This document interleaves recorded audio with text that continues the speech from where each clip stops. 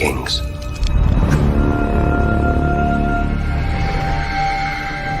Fire.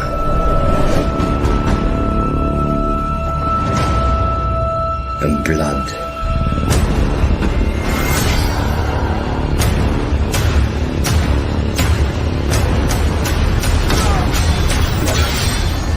Dreams didn't make us kings. Dragons did. The threat of war looms.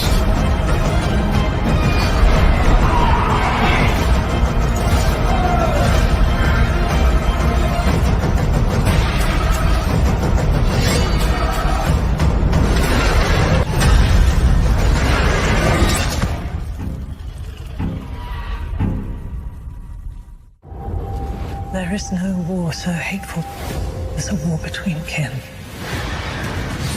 I mean to fight this war and win it. I will not be thought weak. I wish to spill blood.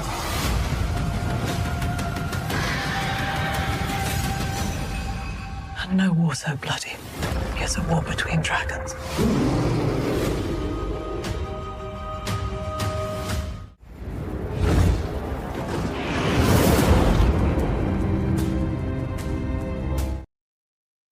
Well, here we go, ladies and gentlemen, boys and girls. Welcome one, welcome all. The House of the Dragon Season 3 teaser trailer has officially dropped, and we are going to dive head first and break down every single frame. And I got to say, I only watched the trailer one really quick time, and just initial reactions was it looked pretty good. It looks pretty decent. The Battle of the Gullet, of course, definitely a standout. It looks like they really, really did go all out with the Battle of the Gullet, which is very, very good. It's a good sign. But yeah, here it is, folks. The Season 3 teaser is officially here. And I got to say, it's a little bit longer than I thought. When they said that we were getting a teaser, I figured we'd get maybe 30 seconds or so. But certainly was not expecting a whole minute and a half. So definitely good runtime for a teaser trailer as far as a teaser goes. But yeah, interesting. Very, very interesting. We are going to dive in. We are going to break this thing down and take a look. First, let's see what we got here in the chat, shall we? Oh, and I guess I should, since this is not a Dunk and Egg stream, this is a House of the Dragon stream. We need a House of the Dragon banner, don't we? Yes, we do. Here it is, folks. We've been waiting a long time to get a first real glimpse at Season 3 of House of the Dragon. We got a few stills that were released a little while back. This background here being one of them, that awesome shot of Daemon and his Tully army that he's gathered. But here we get our first real look at Season 3. And it looks pretty interesting. It does look like they have put a ton into this season. They've been hyping it up a lot. The director, Lonnie Pedestri, has in particular been on social media talking about how big Season 3 is going to be.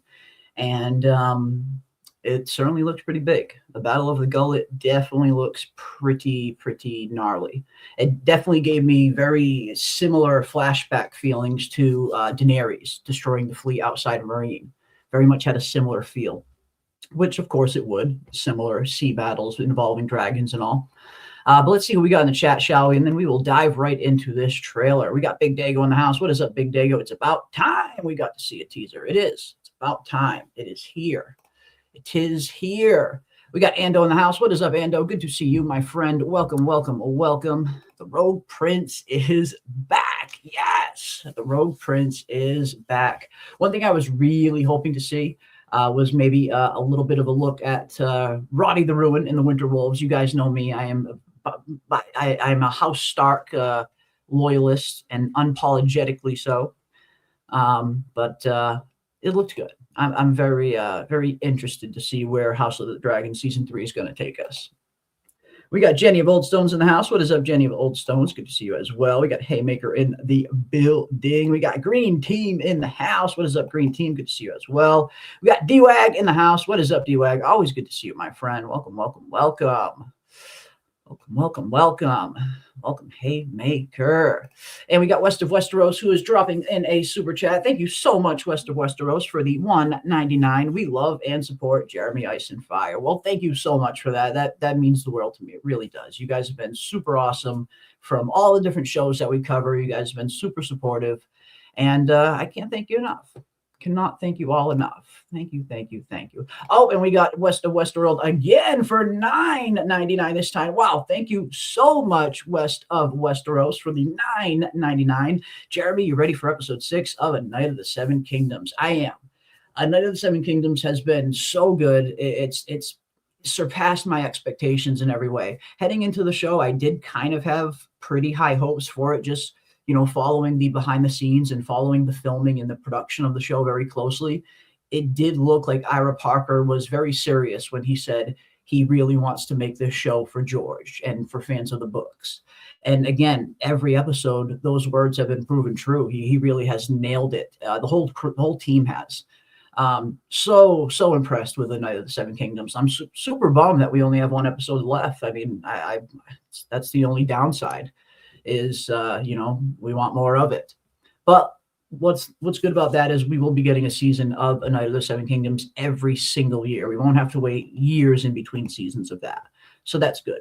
Next year we'll have more Dunk and Egg to look forward to. But yeah, it's been a breath of fresh air. A Night of the Seven Kingdoms has very much been enjoying it. Definitely ready for episode 6. But thank you so much, West of Westeros, for the super chats. Very much appreciate you. Very much appreciate you.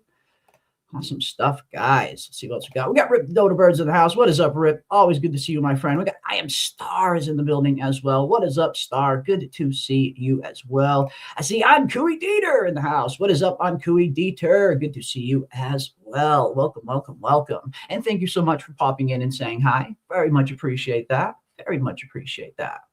Awesome stuff.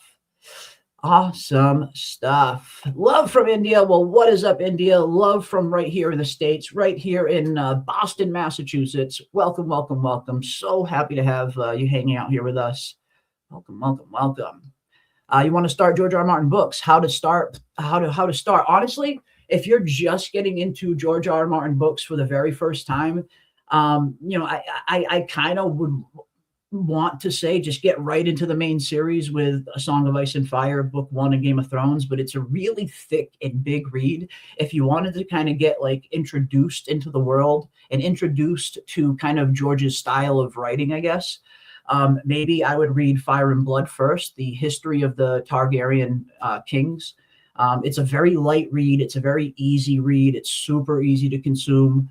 And it's very easy to follow. And then after you kind of have a taste of what George's world looks like, then I would say, yeah, jump right into the main series with Book 1 of the main A Song of Ice and Fire series, starting with the first book, A Game of Thrones.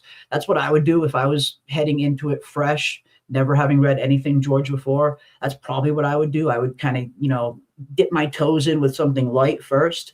Even if you start off with the Dunk and Egg novellas, that's even a good place to start as well. You read The Hedge Knight, the first book in the Dunk and Egg novellas, The Hedge Knight. Even that's a good place to start. You kind of dip your toes in, get a feel for the world. And if it's, to your liking, then I would say just jump right into the main series after that with the first book, A Game of Thrones.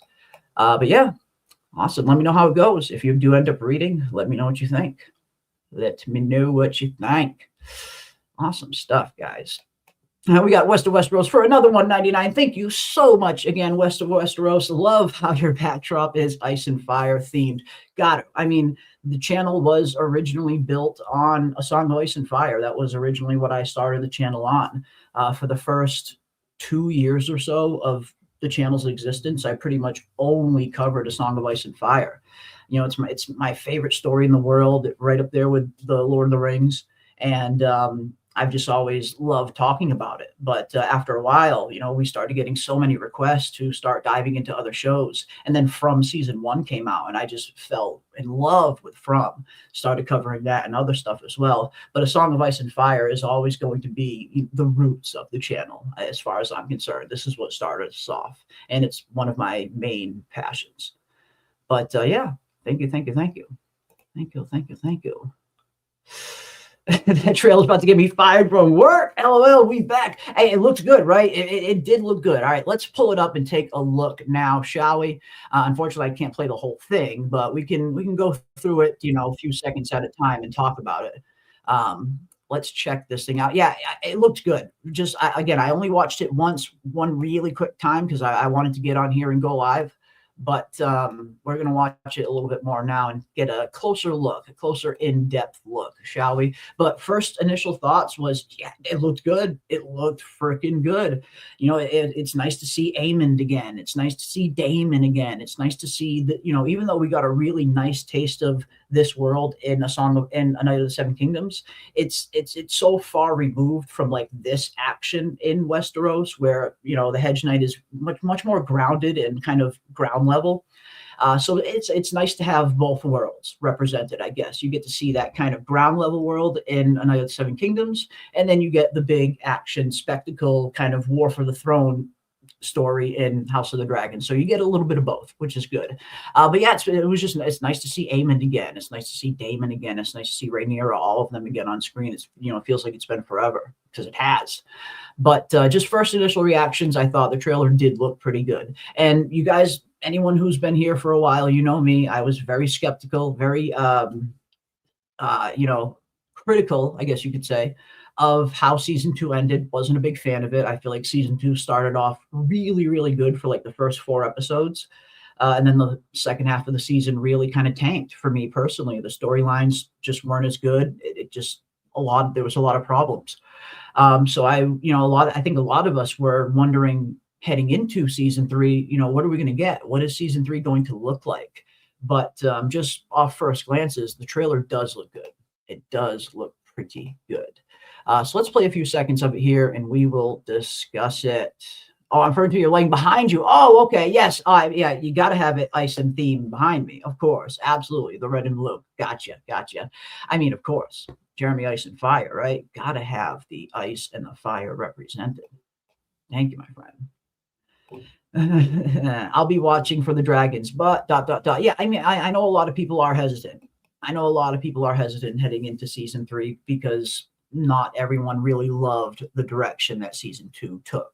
And that's totally understandable and that's totally reasonable. There's nothing wrong with that. But yeah, I'm definitely going in hopeful that season 3 is going to be good, especially coming off of Night of the Seven Kingdoms, which has been so phenomenal so far.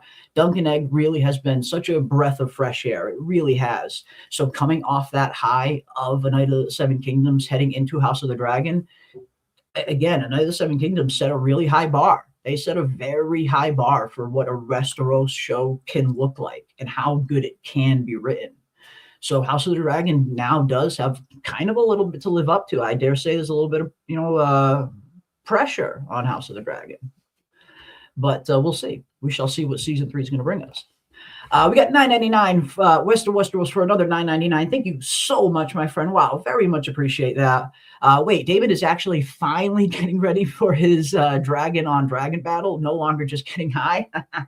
And that was a big criticism that season 2 came under, myself included. Daemon's storyline in particular. Now, I get it. At that point in the book, Daemon is kind of at Harrenhal, so there's not a whole lot you can do with him. But, they've gone off the reservation and gone off book in so many other areas. So I feel like they could have found something a little more for Daemon to do than just hallucinating for 8 episodes straight. I get what they were doing for his character. He needed that for his character development, but you don't need to stretch it out the whole season. You could have it the first half of the season and have that second half of the season, him coming to that, realization and that revelation of what he needs to do, the role he needs to play in this war. But it's, we'll see. But yes, it very much looks like Daemon is going to be heading into action in season 3. He's not just going to be sitting around Harrenhal anymore. He's getting into the fray now, for sure. For sure. You need a fireplace and a bag of ice. I mean, that's all I need, right? That's literally all I need. A fireplace and a bag of ice. Get that in there as well. Why not? I'll try and make that happen. I will try and make that happen. It took up too much time. Yeah, the Daemon at Harrenhal stuff. It did. It just took up a little too much time. Again, you don't need. I believe it was like 6 or 7 straight episodes of Daemon just hallucinating at Harrenhal every freaking episode. And again, I like the dynamic between him and Alice Rivers. I feel like they had a really good on-screen chemistry. So I like them two having scenes together. But I just feel like there was much better ways that you could have utilized Daemon's time at Harrenhal than just stretching that out for 6-7 episodes.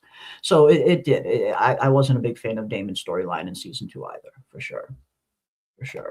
Unless they show Nettles episode 1 Under the Dragon's Wing. Yeah, the Nettles thing has been a very big point of contention for a lot of people. A lot of people have been wondering what's going on with Nettles. Has Nettles just been cut out of the show? It looks like Rhaena kind of has her dragon. So I guess we'll find out. I guess we shall find out. Vala Morghulis. Well, Vala Dohaitis, right back to you, my friend. Welcome from Hog Fletch. Good to see you. I am pumped for the action we will be getting, and of course the dragons. I mean, again, just the little glimpse that we did get of the Battle of the Gullet in the teaser, it looks good. It does look like they took their time with it. It looks like they really produced something massive here. And again, the Battle of the Gullet is massive. It is one of the biggest naval battles in the history of Westeros, and it also has a bunch of freaking dragons involved. Not just 1 or 2 dragons, a lot of dragons involved in this fight. So yeah, this is definitely going to be a big undertaking for them. So I'm looking forward to seeing how they adapt this. You know, the Battle of the Gullet took a very long time in the book. It wasn't just over in a quick flash. It lasted well into the night. Like it lasted for a long time. So I guess I'm looking forward to seeing how they're going to portray that. Like, how long is it going to take? Are we going to see like actual, day turn to night and the battle still is raging? That's what I would like to see. But I guess we'll find out. I guess we shall find out. What's the role for Aegon in season 3? That should be pretty interesting, because Aegon, is at a very weird time at right now in Fire and Blood, where he kind of just disappears, really. He really just kind of disappears.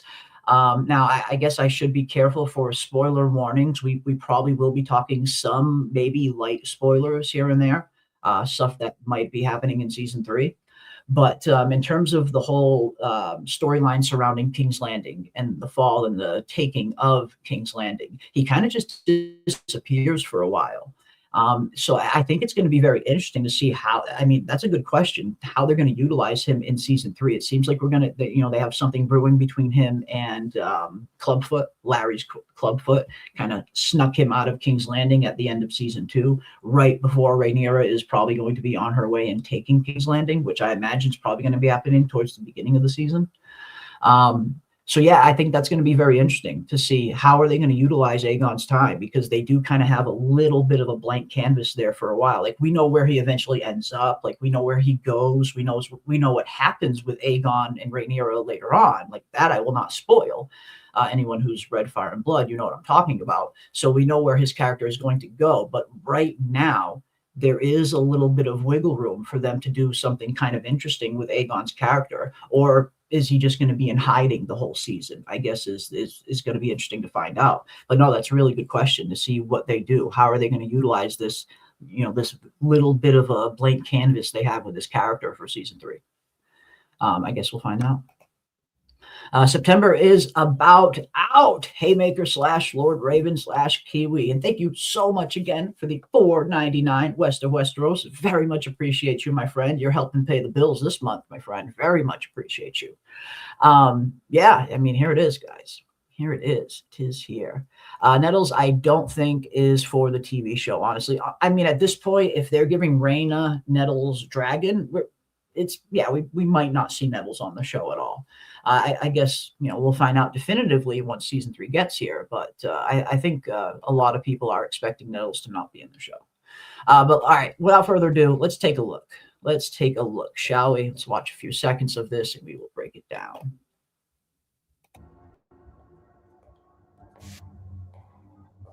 Where were you? Alicent came to Dragonstone. She will open the gates of the Red Keep and surrender to me. You cannot trust her. Ooh, okay. So right out of the gate, I like how the trailer kind of picks up right where the end of season 2 left off, with Alicent kind of coming to Dragonstone, sneaking in, making this deal with Rhaenyra that she was essentially serving up her son. I will serve you my son's head on a platter to end this, pretty much type deal they make. But of course, we see that that is not going to take place. We see at the end of season 2, Larys has already gotten Aegon out of King's Landing, and he's already well into hiding. So, of course, that in and of itself is going to cause problems between this deal between Rhaenyra and Alicent. And I guess it's going to be interesting for Rhaenyra. Is she going to believe Alicent? Because I have to imagine Alicent is going to say, I got back to King's Landing and Aegon was gone. He disappeared. But is Rhaenyra going to believe that? Or is Rhaenyra going to think maybe she's going back on the deal and this is just her lying to try and protect her son? But either way, it looks like the deal that Alicent and Rhaenyra made is probably going to be getting blown up in its face. And we're going to see, I think, Rhaenyra and Daemon take King's Landing by force. But that'll be interesting to see. And let me know what you guys think in the chat as well. Do you think Rhaenyra will believe Alicent if Alicent does say, hey, Aegon just disappeared. I was going to hand him over to you, but he was gone by the time I got back. So it'll be interesting to see how she plays that. Do you think we get some appearances of the Bloodraven? I mean, I don't know. If you would have asked me at the beginning of season 2, I would have said absolutely not. Same thing about the appearance of the others, the White Walkers. But we ended up getting both in season 2. So could we potentially be getting more flashbacks of Bloodraven? I feel like anything's possible. Yeah, because again, while they are following, some of the, the main story points of Fire and Blood, they're also kind of doing their own thing in some ways as well. So I am very much at this point, I think it's definitely safe to assume or to expect, or to at least not be surprised if we see a lot of stuff in the show that wasn't in the book. So who knows? Maybe we could see more Bloodraven. You never know. You never know. Let's see what else we got. Yeah, someone please warn Rhaenyra to not fall into Alicent's plot, please. Yeah, again, I mean, it's going to be interesting to see how this all plays out. Now that Alicent can't hand Aegon over to Rhaenyra, how is this going to go? So for me, this part seems like they are redeeming that part of the show. Okay, interesting. Yeah, I think you're right. Will be taken by force. That's where I see it going. I agree, Vanessa. That's just, I mean, I just feel like it's really setting up that way very nicely for this deal to kind of fall apart between Alicent and Rhaenyra, and for Rhaenyra to just say, all right, enough is enough. I'm taking this thing by force. And it's time. It is time. I think Rhaenyra, that was one of the criticisms that a lot of people that were watching the show that hadn't read the book were saying that Rhaenyra was maybe giving Alicent and the Greens a little too many chances. Maybe she should have used her dragons a little sooner. And you can definitely understand that argument. She's had the numbers from the very beginning, especially now with the addition of the dragon seeds. So yeah, I think we're going to see this deal fall apart, and I think we're going to see Rhaenyra and Daemon take King's Landing by force, similar to the book. Will it be with ton of bloodshed? Probably not. Again, I imagine it going very similar to how it was in the book, where they take it relatively easy, but not completely bloodless. That's kind of what I'm expecting, but we shall see. Bloodraven belongs in A Knight of the Seven Kingdoms season 3. Yeah, we should. I mean, again, depending on how far A Knight of the Seven Kingdoms goes, how many seasons we get, we should definitely see some Bloodraven. I mean, we could potentially even see Bloodraven in season 2, actually, if they do some flashbacks to the Blackfyre Rebellion, because we do get some pretty interesting flashbacks to the Battle of the Redgrass Field in the second novella. And in the graphic novels as well. So we could potentially even see Bloodraven in season 2 in some kind of flashback of the Redgrass Field, and maybe even, Daemon Blackfyre himself. We should see. What happened to Otto? Where is he? And that's a very interesting question, because this is one of the things that is going off, not off the rails, but this is one of the things that isn't in the books, I should say. Otto getting kidnapped at the end of season 2. That's not in the book. But I get the feeling it's Larry's. I think Larry's Clubfoot has him, because one thing that was very interesting, unless they just ended up filming in the same location because they just needed a dungeon scene. If you look very carefully at the bars in the dungeon that Otto is locked up in at the end of season 2, it's literally the exact same cell as that are under the that are in the black cells under the Red Keep. Literally the exact same cells, same, same ironwork, same style, same everything. It's literally the exact same cell. So that's either one of two things. Either Larry's took Otto and he's hiding him right underneath everyone's noses where no one will probably look for him, right there in the Red Keep dungeon, or they just used the same location as the Red Keep dungeon because they needed a dungeon scene to shoot that scene. That's really the only two explanations, because if you go back and compare the bars and everything to the cell that Otto's in and the cell that the cells that we know that are in the Red Keep, it's the exact same cell. So again, either they filmed it in the same location or Otto is right down there, right under everyone's noses in King's Landing. But it looks like, if I had to bet, I think it's Larry's. I think Larry's took it. I think Larry's, and again, I think Larry's is brewing something up. There's a reason he's sneaking Aegon out of King's Landing. I think there's a reason he's taking Otto as well. I think Larry's is brewing up some kind of plan. So if my first guess would be Larry's has it. But I'd love to know what you guys think. Let me know what you guys think in the chat. Who do you think took Otto, and where is he? Where is he being held? Let me know what you think. I really hated the whole Aemond is only Team Green. I really hated the whole Aemond is only Team Green. Allison gonna work with Rhaenyra, blah blah. Yeah, I don't know. I mean, it'll be interesting to see how it all goes down. I am not quite sure. I'm never going to stop asking this. Where is Melisandre? The night is dark and full of terrors. I mean, technically, Melisandre should be alive at this point in time when the Dance of the Dragons is happening. If her age is accurate, she seems to be very old. And yeah, I imagine she's somewhere in Essos.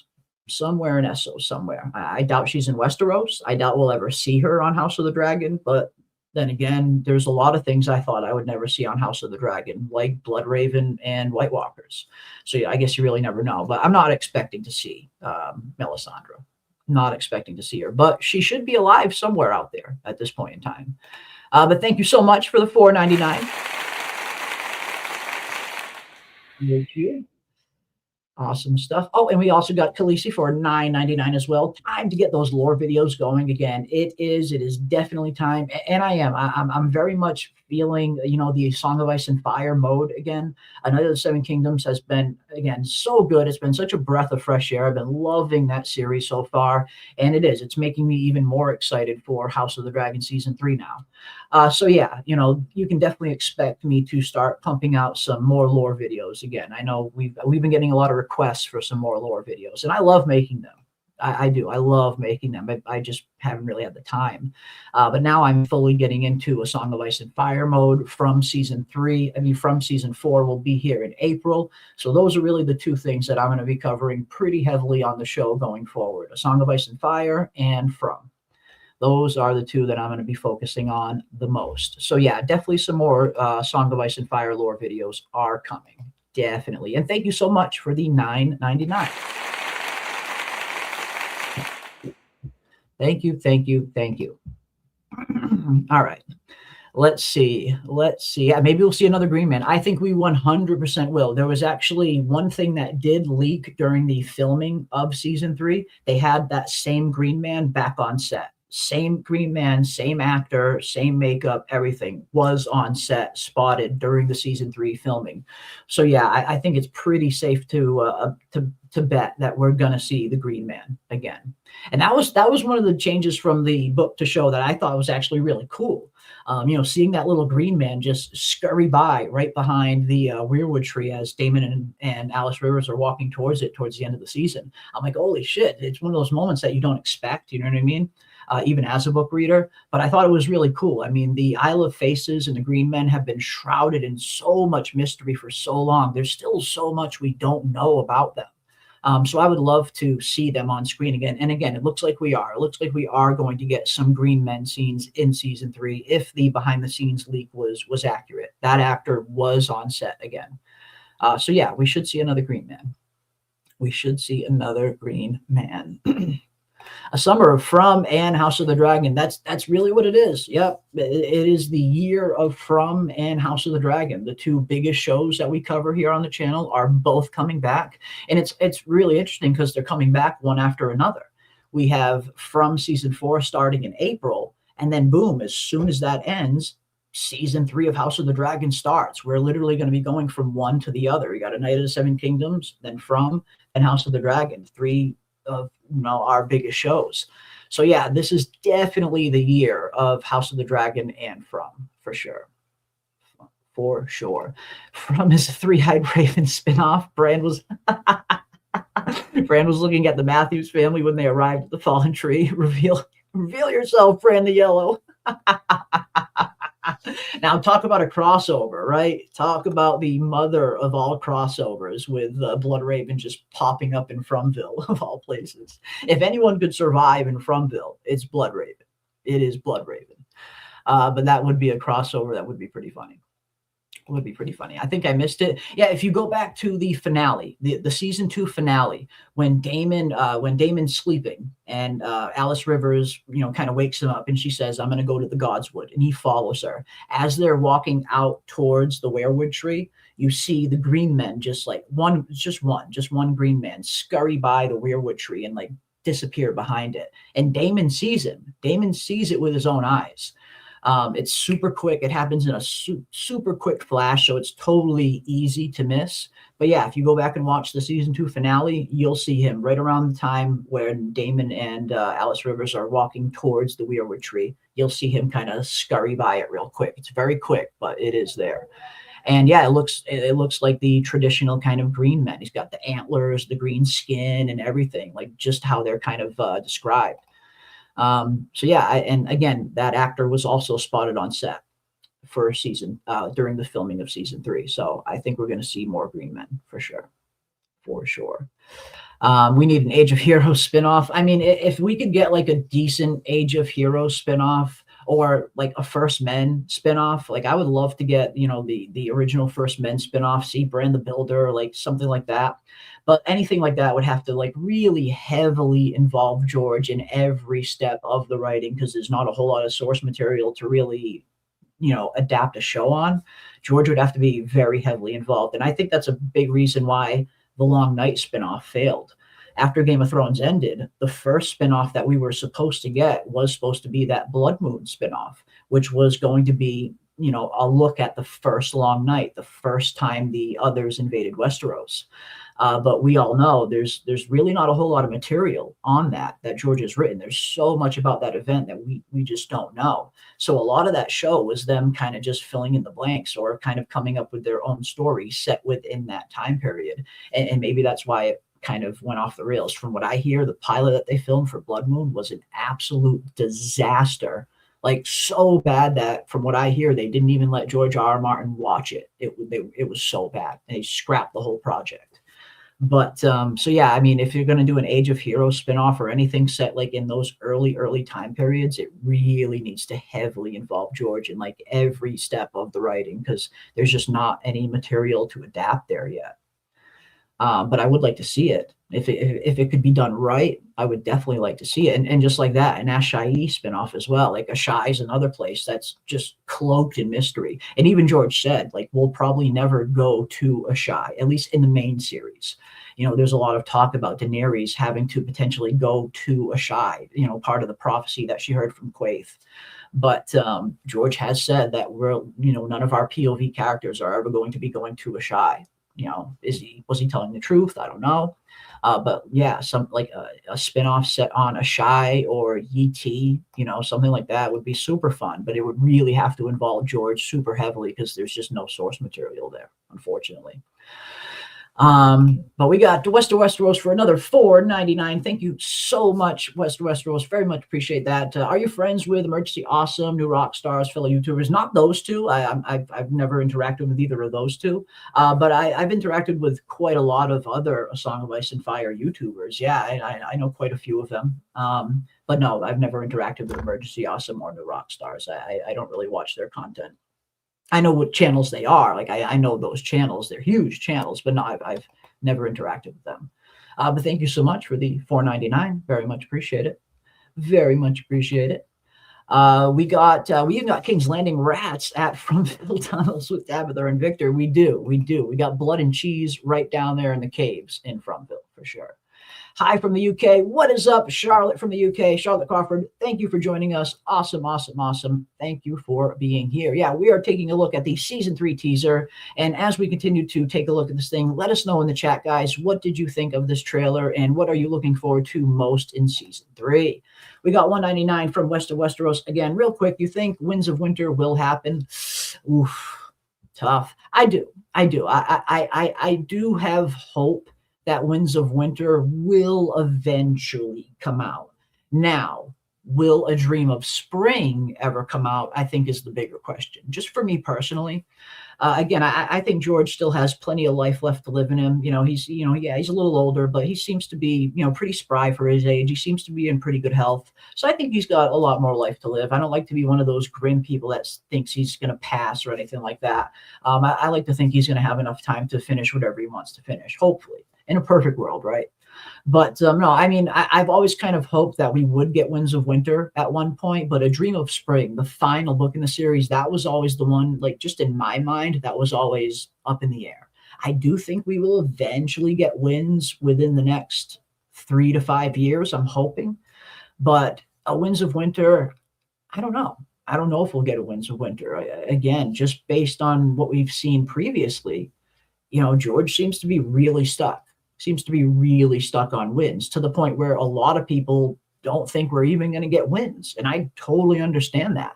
Part of me doubts it sometimes as well. At times I do honestly wonder, will we even get Winds? So I really hope so. I'm rooting for him. I'm certainly rooting for the guy. I definitely would love to see him finish this trilogy. I mean, this is one of the greatest fantasy stories that has ever been written. I feel like if he doesn't finish the main series, it will be a pretty big hit to his legacy, I think. I don't think he'll be remembered as fondly as, like the Tolkien and stuff like that if he doesn't finish the series. But I don't know. We'll see. I'm pulling for him. I am pulling for him. When do you think the Battle of the God's Eye will happen? In season 3 or season 4? I think season 4. I don't think we'll see the Battle of the God's Eye in season 3. I feel like, we know season 4 is going to be their last season. They did recently come out and say that, but they haven't clarified whether or not we're going to get 8 or 10 episodes in season 4. It might be a bigger season, apparently, from what I'm hearing, the final season. But I'm not expecting it in season 3. I feel like there's so much they have to get through this season. So many really, really big moments, like, Fall of King's Landing, the Tumbletons, there's so much stuff they need to get through. The fish feed, like there's a lot of stuff they have to get through in season 3.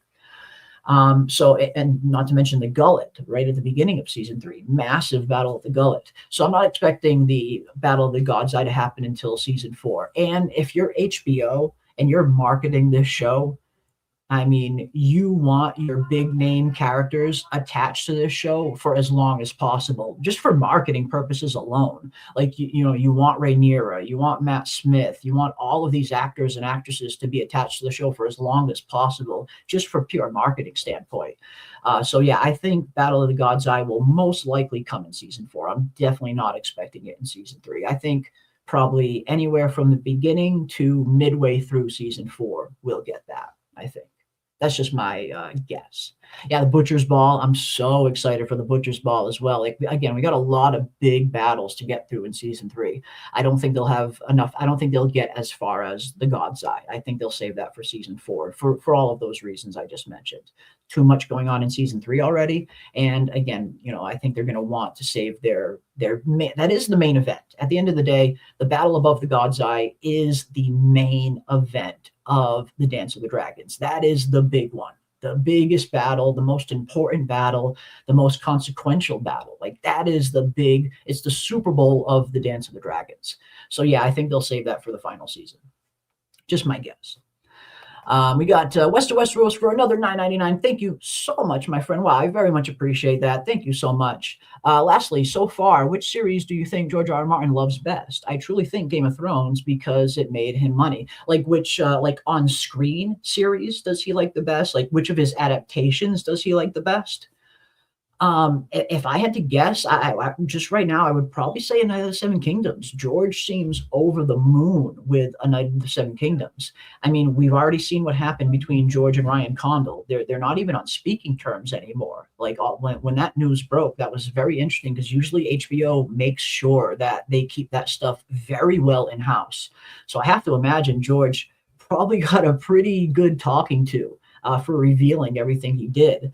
But now that we know, now that we have confirmation that George and Ryan aren't even on speaking terms because George just wasn't really happy with the direction that the show was going, and their communication really started breaking down. Ryan stopped taking his notes, stopped talking to him, according to George anyway.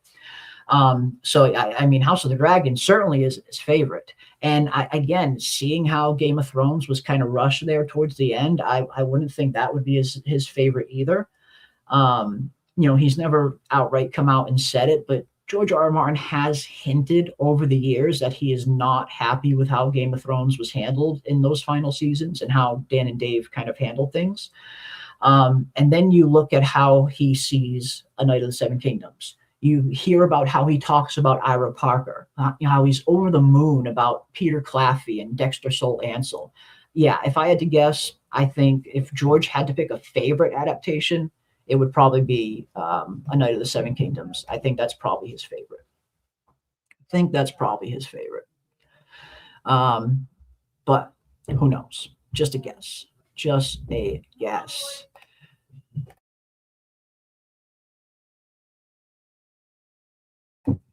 Well, I hope we see some vigorous toe action. Oh, shit. Let's see. I don't know how I feel about the teaser, to be honest. I'm kind of just like, man. I did like the shot of Rhaenyra at the end, though. That was amazing acting already. Yeah, I mean, again, I only watched it once in succession, really, really quick. So I really need to kind of dive in and dissect it a lot more. And I will be. I'll be doing a full breakdown of the teaser trailer after this stream. I'll be diving super deep into it and really giving a breakdown on it. But just at first glance, it looked pretty interesting. Again, I only saw it once really fast, but I'll have to dissect it a little bit more. We got 199 from West of Westeros. Are you green apple or a red apple? Ooh, am I ripe or am I green apple? Honestly, I mean, I think I'm pretty ripe myself, but if we're talking just pure apples, which apple tastes better? Shit, green apples taste way better than red apples. I am team green apple all freaking day. Team green apple. Absolutely. You got them. Green apples are just better than red apples, in my opinion.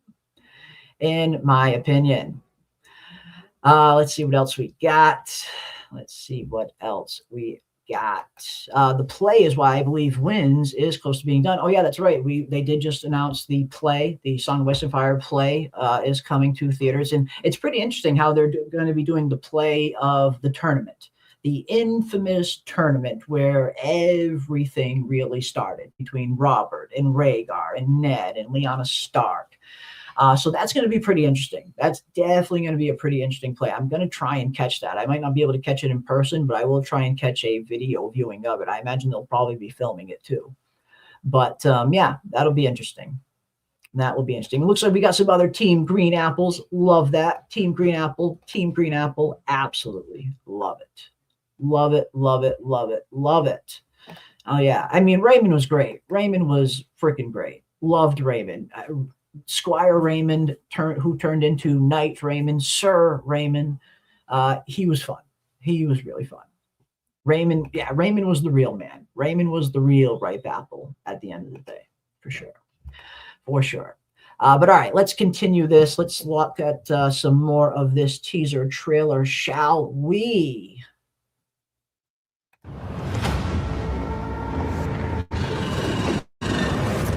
The king has abdicated the throne. A new dawn is coming. A new line of unsullied kings. Oof. Here we go. Here we go. The king has abdicated the throne. And here we get that nice little look of Aegon and Aerys kind of sneaking through the woods. So it looks like Aerys is going to be trying to keeping Aegon under wraps, keeping him hidden until it's time to kind of spring their trap maybe. But I guess it's going to be interesting to see how they spend that time. Because again, there is a little bit of a blank canvas here for them to do some interesting things with Aegon's character, because he kind of just disappears in the book and then just kind of pops up later on. We don't really know a ton. Like, we know a little bit. We know where he was. We eventually find out where he was. But it's, there's a little bit of a blank canvas there for them to do some interesting things with his character in season 3. And I imagine we're probably going to see him and Larry's doing a lot of scheming this season, setting up their big move that will probably be coming, in season 4, I would imagine. But yeah, the HBO original series returns. We get a nice look at Baela on Moondancer. I know a lot of us were very excited to see Baela and Moondancer in season 2, and the dragon looked freaking great. And I don't know if it's just me, but Moondancer already looks bigger. Like, Moondancer looked pretty small in season 2. Moondancer already looks a great deal bigger than it did in season 2, here in season 3. But here we get our first little glimpse at some gullet action. I believe this is most likely. And yeah, I can't wait. I'm very much looking forward to the gullet, and knowing that season 3 is going to be pretty much starting with the Battle of the Gullet. We're going to be going right out of the gates into massive action, big set pieces. And that's going to be fun. I imagine there's probably not going to be a ton of lead up into the Gullet. I mean, there really can't be. Season 2 ended with, the fleet already heading towards the Gullet with Tyland, on his way. So there's not going to be a whole lot of time, I imagine, from the beginning of season 3 to when the Gullet actually begins. There's probably not going to be a ton of lead up. So they're really kicking off season 3 with a bang, it looks like. But yeah, awesome, really awesome look at Moondancer right here in Baela. Baela doing Baela things. I'm looking forward to seeing Baela. Again, Baela was really fun in season 2. I think a lot of people really liked the actress that was playing Baela, myself included. She was really great. So I'm looking forward to seeing what they do with her character. Ah, man, that's a great look at Moondancer. Ah, look at that. And again, keep in mind, this CGI is not 100% fully polished. I mean, usually whenever they put out teasers like this, it's never the fully finished version of all of the CGI. You'll see them go back and, and polish it off a little bit more so it's a lot more smooth. So if you're wondering why it might look a little rough there, here and there, some of the CGI, that's why, because these teaser trailers are never the full finished version. There's always a lot of tinkering that goes into right up until before the show is released sometimes. But yeah, even still, this looks great. Moondancer looks freaking awesome. Charlotte is Team Black. Yeah, let us know in the chat, guys. Are you Team Black? Are you Team Green? Or are you Team Dragon? You guys know me. I am Team Dragon. I am not Team Black. I am not Team Green. I am Team Dragon, and I am Team Caraxes. That is who I am. Team Caraxes, and maybe a little Team Daemon. I do like me some Daemon as well. But let us know. What are you guys repping? Are you Team Green, or are you Team Black, or are you Team Dragon? Let us know. I'm Team Dragon. Dragon Team Smallfolk. A lot of people are Team Smallfolk as well, and that is a noble team to join. I'd be curious what everyone else wants. Indeed. Yeah, Moondancer's been feasting. I mean, she does look a little bit bigger, right? Does look a little bit bigger. I mean, maybe it's just me. Maybe it's just the close-up shot. But it does look a little bit bigger. I'm so happy for the new season. I'm looking forward to it. I feel like a lot of us are going to be coming off a major high from A Night of the Seven Kingdoms, and how good A Night of the Seven Kingdoms has been. That we don't really have a ton of a wait time until we're diving right back into Westeros again with House of the Dragon. And even better, we have from season 4 in between. So we got some really, really great TV to look forward to. We got from season 4 in April. And then as soon as that ends, House of the Dragon season 3 begins. So we got two really, really good shows back to back that we can dive into here. But yeah, I'm excited. Again, I wasn't sure what to expect. I'm still not too sure what to expect heading into season 3 of House of the Dragon, considering the show and the books have, vastly differed in many, many ways. Even George himself has said, this is not my story anymore. This is Ryan Condal's story. Ryan's doing his version of the Dance of the Dragons, not George's version. So who knows really where this thing's going to go? Who knows what other changes we might get? Who knows what will be adapted, what won't be adapted?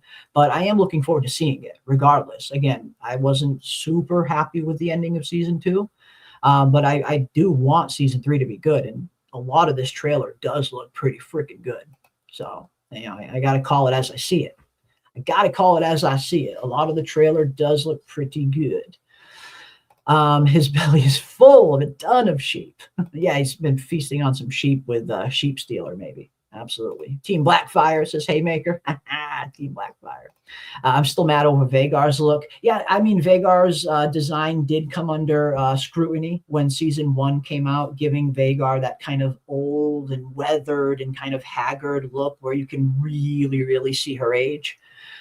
Some people liked it, some people didn't. And I can understand that. Can totally understand that. So Bela is there with that thing, happens to be a certain character. Oh boy. Yeah. I mean, I can't wait for the gullet. I cannot wait to see how this gullet plays out. And if it is in any way similar to the book, I have to imagine the outcome is going to be the same in terms of what characters we lose, what dragons we might potentially lose, like all of that. I have to imagine it's going to be pretty similar to how it was in the book, with a few small exceptions, of course. We know in the book that Aegon's, Daemon and Rhaenyra's youngest children, they were, or at least Aegon the younger, was old enough to kind of ride his dragon at the time, Stormcloud. But we see on the show that they have severely aged down those children. So I guess that'll be interesting to see what role they play in the Battle of the Gullet and how it differs from the book. Because again, they're like babies practically on the show, where they were a lot older in the book. So that will be interesting. I imagine we're not going to get that Stormcloud scene. That's for sure. We saw Stormcloud, the dragon, in season 2, and it's still in a little freaking cage the size of a cat. So we're definitely not going to get that Stormcloud and Aegon scene, I imagine. So it'll be interesting to see how they're utilized during the Battle of the Gullet, considering the age difference between the show and the book. That'll be kind of fun to see how they do that. We'll see. Rhaenyra got a gold dragon, a silver dragon, and a bronze dragon for the Olympics. Yeah, I mean, Rhaenyra's got dragons for days now.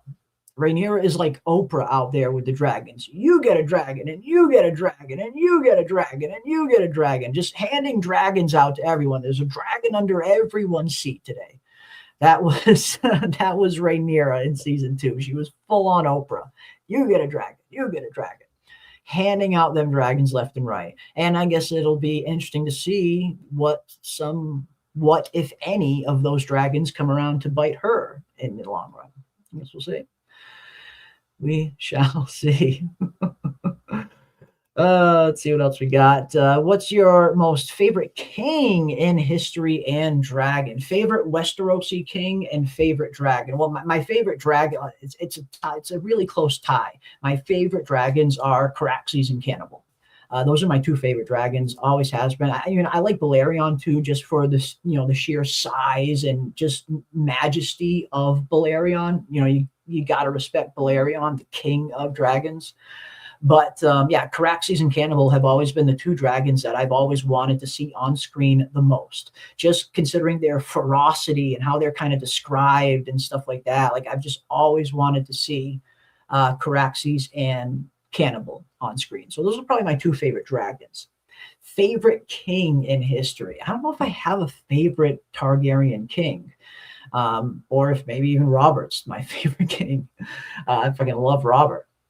I don't know. I mean, there's a lot of good ones out there. There's a lot of good ones that, while I don't like the character, I think his reign was very interesting. Maegor the Cruel. I don't like the character. It's not like Maegor was a good guy or anything like that. He was very, we know what Maegor was, but you must admit his reign was interesting. Maegor's reign was freaking interesting. And he was an interesting character. And you can definitely make an argument that he helped save House Targaryen from extinction when the Faith Militant rose up and Aenys just wasn't strong enough to fight against them. So for all of Maegor's faults, he did help save House Targaryen at one point. But again, I just think Maegor's reign was so interesting. It was so like it was just so tumultuous. It was insane, Maegor's reign. Like if I could see one reign depicted on screen, it would probably be Maegor's, just for the sheer chaos of it. But you know, Jaehaerys the Conciliator was a really good king. I mean, if you're talking about who was the best king, it was probably Jaehaerys. Jaehaerys was probably, if we're just talking objectively, the best king who accomplished the most, I would probably say it was Jaehaerys. Ruled for over 50 years, no wars during that time, completely advanced Westeros, built the King's Road. Like a lot of stuff happened during Jaehaerys' reign. Not a lot of exciting stuff. Again, there wasn't a lot of wars and stuff going on. But in terms of just like bettering Westeros and furthering House Targaryen, probably Jaehaerys was the best king, I would say. But let me know what you guys think. Do you guys have a favorite Targaryen king? Let me know. Let me know. Yeah, did I just pay for Jeremy's fireplace and ice fridge? Pretty much. Close to it. Close to it. We got another $9.99 from West of Westeros. Thank you so much, my friend. Wow, I cannot thank you enough. Lord Ravener. Yes, Ravener is in the chat. Ravener, I'm not going to be going for too much longer, but if you want to pop on, I will. I'll drop you the link. We're taking a look at the new teaser. I don't know if you're at work or not, but I'll drop the link in your DMs right now. But yeah, thank you so much, West of Westeros. You've been super freaking generous, is right. Super freaking generous. Cannot thank you enough. Cannot thank you enough. Okay. All righty. All right. Yeah. Link is in your DM, my friend. Let's see what else we got. For me, it was Jaehaerys for everything just mentioned. Plus because he is the only Targaryen who has always had his dragon with him and didn't treat him as a tool most of the time. That's a very good point. Very good point, Rage Templar. Like Jaehaerys, the bond that Jaehaerys had with Vermithor, that was a very, very strong one. Very, very strong one. And yes, Jaehaerys didn't use his dragon Vermithor as a tool of war or a tool of destruction. It was very much a symbol of strength. It was a symbol of House Targaryen strength. But yeah, you saw the way that he was with that power. And that kind of reminds me of what Viserys says on the show. Not book Viserys, but show King Viserys, played by the brilliant Paddy Considine, when he talks about, you know, like the responsibility that really comes with being a dragon rider and how there are potentially powers that men never should have even meddled with. Like you see very early on that Viserys very much respects the power of having a dragon, the power of having control of such a beast, the most formidable creature on the face of the planet, pretty much. You know, he respects that power. And I think Jaehaerys is of a similar mindset. I think Jaehaerys has that very same mentality where he respects the power of this responsibility. And he doesn't just use it as a tool for conquering and a tool for war. Yes, again, it's a symbol of strength, but he respects it. And I think Jaehaerys has a similar mindset, for sure. Maegor the Cruel. Maegor the Cruel. Yeah, again, Maegor the Cruel's reign would be incredibly interesting to see on screen. It would. The Rotting King. Paddy Considine was just phenomenal. Just phenomenal. Absolutely phenomenal. But yeah, really good look at Moondancer here. And then, of course, the trailer then goes to Larys and Aegon out in the woods as we hear the dialogue from Aemond saying the king has abdicated the throne, which, of course, means he's abandoned it. And now, of course, Aemond is top dog. Aemond has been top dog for a while now, let's be honest, but now it's official. Now it is official. Aemond is ruling. And he's going to be ruthless. We're going to see a very ruthless Aemond in season 3. As he continues to feel the walls kind of closing in on him, we're going to continue to see Aemond just lash out. And I have a feeling that's going to be a big part of his storyline in season 3, and always being like one step behind Daemon. always just one step behind Daemon. By the time he gets to Harrenhal, boom, Daemon's already gone.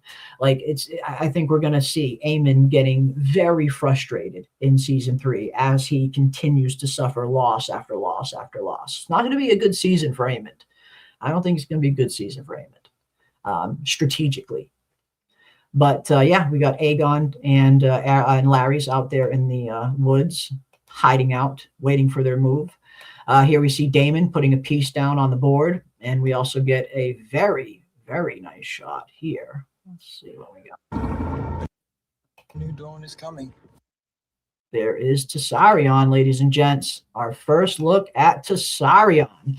And boy, what is up, Ravener? Good to see you, my friend. Man, we got Tessarion, Ravener. We have Tessarion on screen. Here we get the Hightower forces in the background, and this is very much the blue and red colors of, or the blue and copper colors of Tessarion, the Blue Queen. And I love how it says a new dawn is coming just as we see Tessarion on screen. Because as we know, Tessarion and Daeron do go on to be a pretty big thorn in Rhaenyra's side. At one point, she considers Tessarion and Daeron her biggest threat. So I love how we have the dialogue, a new dawn is coming, just as Tessarion and Daeron are getting ready to enter the fray. Nice. Yeah, I don't want to deviate from the review of this trailer, man. Super interesting. What were your initial thoughts? Not in I haven't watched it yet. I mean, I literally just popped on when I saw you went live, and I got the notification like 50 minutes into your YouTube. Gotta love it. Gotta love it. No, I'm super stoked though, man, and not a moment too soon. It's time we got to start ramping up, getting our enthusiasm up for the next thing. I mean, man, 4 more days, right? Till the end. I know, the end of A Night of the Seven Kingdoms. It's been so freaking good. It's been so good. It really has, and I'm super confident that they're going to stick the landing on that one. It's just, I think when I think of House of the Dragon, man, I'm coming back like a whipped dog. You know, I hope for the best. I'm like, I'm like, am I an optimist or am I a pessimist? Am I just a masochist? I don't know. Yeah. No, I'll go back. We're only 30 seconds in. I'll go back, and we're playing it in 15-20 second increments, and we'll go back and show what we have in already. So you can if it doesn't derail you, I mean, no, it's all right. We'll play 15 seconds or so, stop it, and then we'll play the other 15 seconds, and then we'll be right back where we were. But yeah, here we go.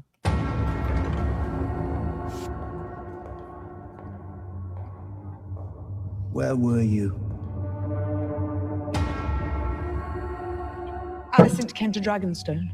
She will open the gates of the Red Keep and surrender to me. You cannot trust her.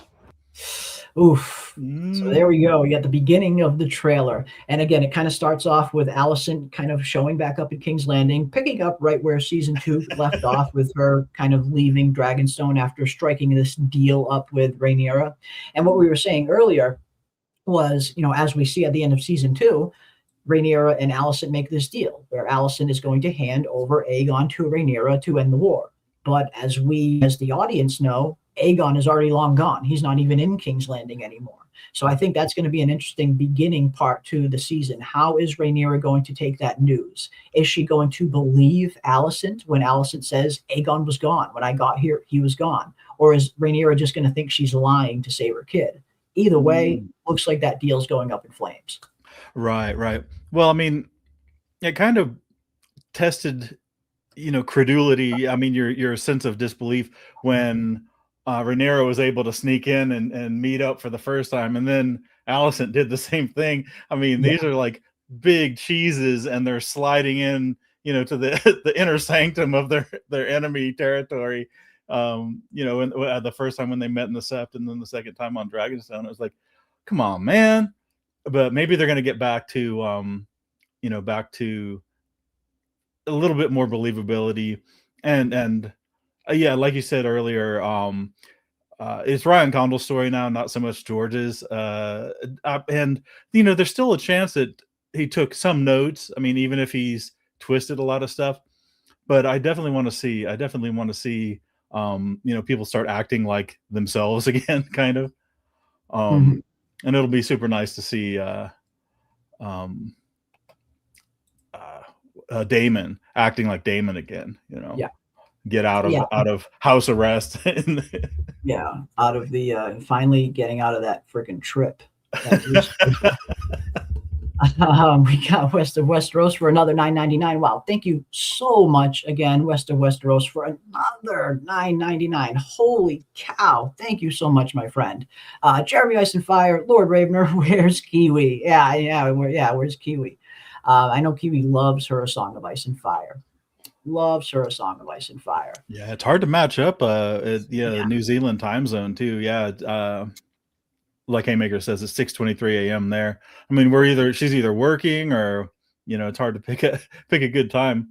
Yeah. But it's neat that they got the trailer going though. And getting the enthusiasm going.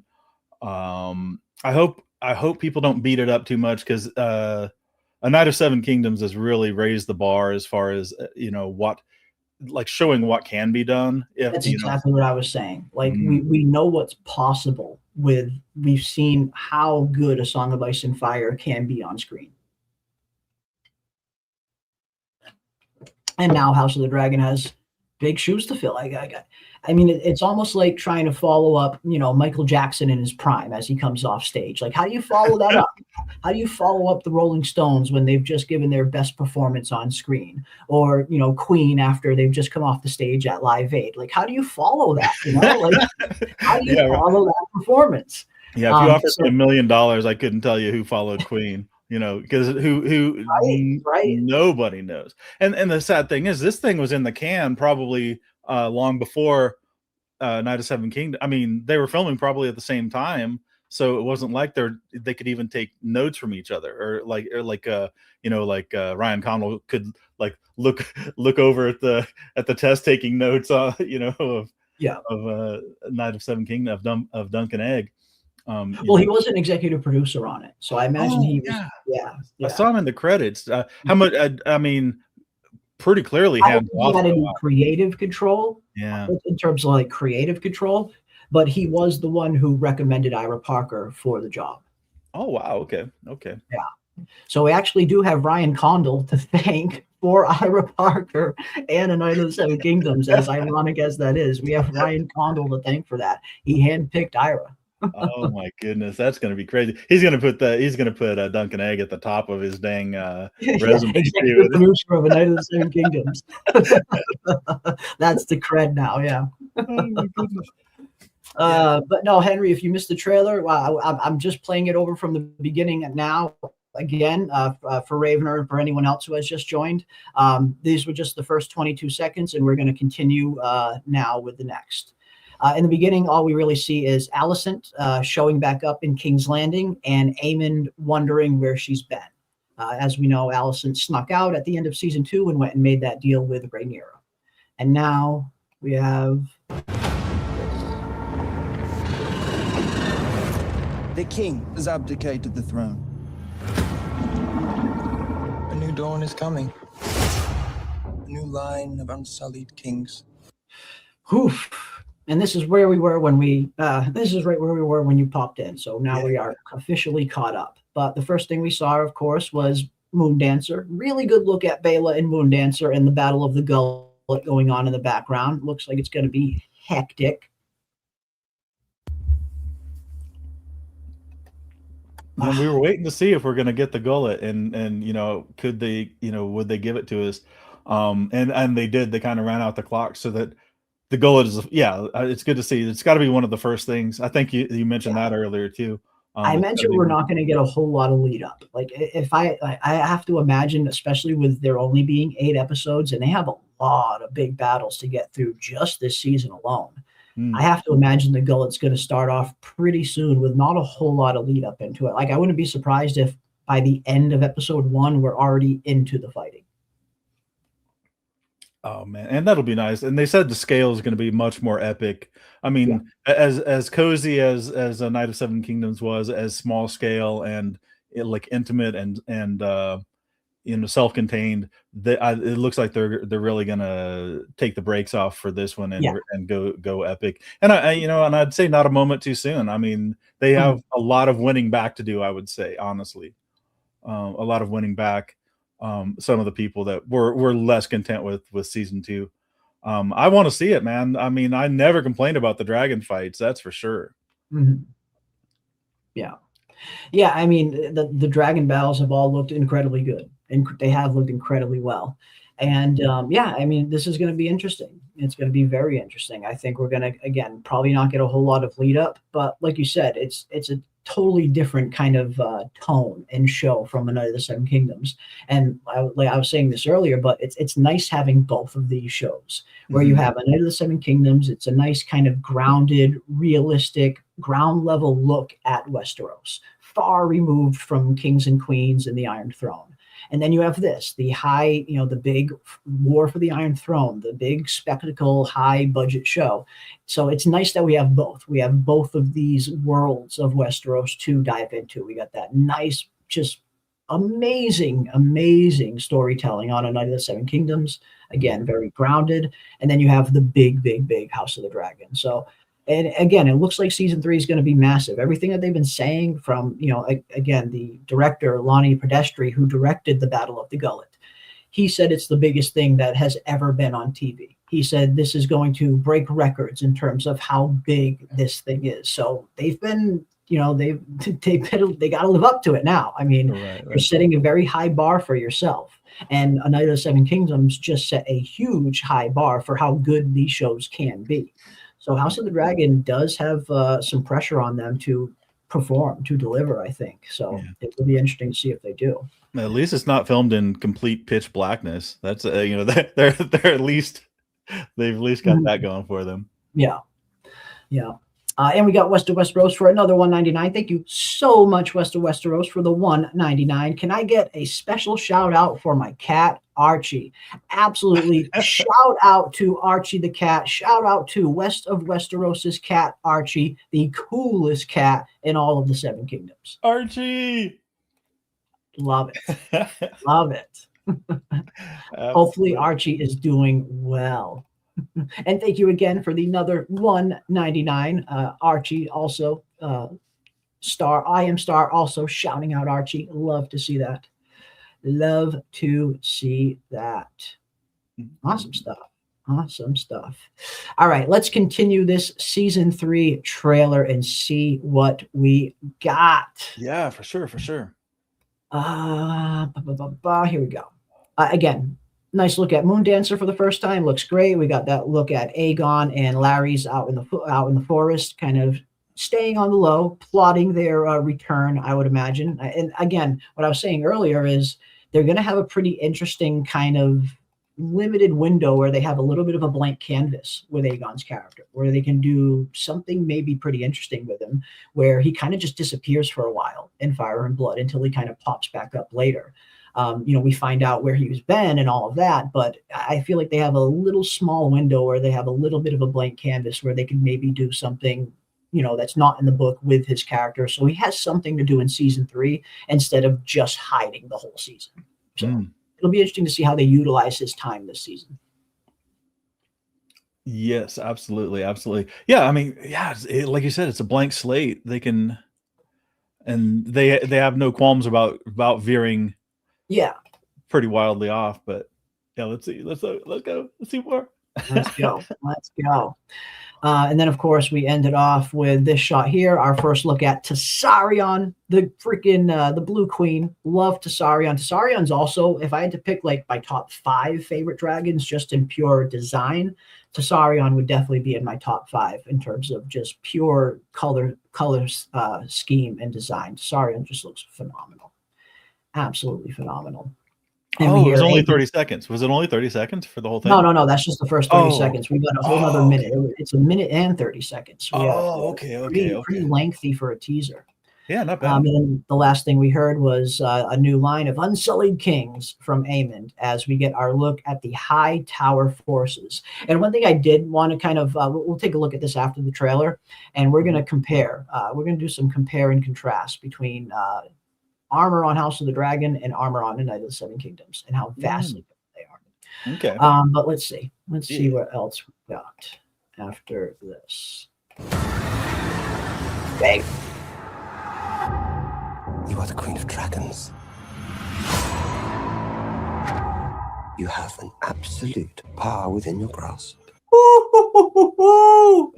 We're talking, this is Jurassic Park territory right here. Look at this freaking foot, bro. Oh my Vhagar is a God. monster. Oh Vhagar my is an goodness. absolute monster. Yeah, I didn't really know the scale. I mean, you know that they can, we've seen Daenerys and Jon Snow and everybody flying around on them, and we've seen other people fly around on bigger ones. I didn't realize like Balerion was supposed to be over like 500 feet long, right? That's like a football field and a half just of lizard meat. Yeah, that's a it's a big old boy. But at this point in time, at this point in Vhagar's life, Vhagar was almost as big as Balerion. Not quite as big, but almost as big. And yeah, you can just see like this is just the silhouette of the freaking foot, the footprint of the foot. I mean, this dragon is absolutely massive. So I don't know. It's just nice to see shots like this where you do get to see that sense of scale every once in a while. Because sometimes when you just see these dragons flying in the sky, it's kind of hard just to see how massive Vhagar is. But then when Vhagar comes down to the ground and you see these shots of Vhagar like at the beach next to Aemon and all these, some of those shots, it's like, holy shit. Yeah, I like seeing those scale shots where you can really just see how massive this dragon really freaking is. Love that. nice. Yeah, absolutely. I'm gonna have so much homework to do. I'm gonna have to dust off Fire and Blood and yeah, I'm gonna do a whole nother rereading myself. Whole nother rereading. But all right, let's see. We first shot we saw, there's Vhagar just absolutely going ham at what is probably Harrenhal, I imagine. Vhagar and Aemon arriving at Harrenhal just a little bit too late, where Daemon is already gone, but it looks like Daemon left a little splinter force here. This is most likely, I would imagine anyway, this is most likely Vhagar and Aemon taking Harrenhal, probably very early in the season. Already see the stone melting. Yeah. You see the ruins behind him, very Harrenhal-esque for sure. Yeah. Massive. Vhagar's a monster. I love it. We get this quick shot of Rhaenyra looking pissed. Maybe she just found out about the gullet. Who knows? Because it's going to be interesting to see Rhaenyra's reaction to the Battle of the Gullet and how it differs from her reaction to the end of season 1 when she lost Jace.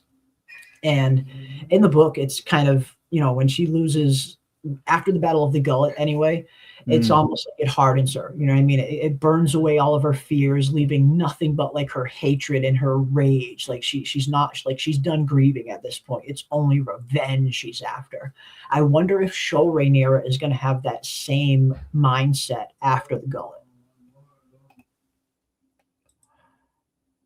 Yeah, and become Maegor with tits, right? They call her teats, as they say. Yeah, Maegor with deets.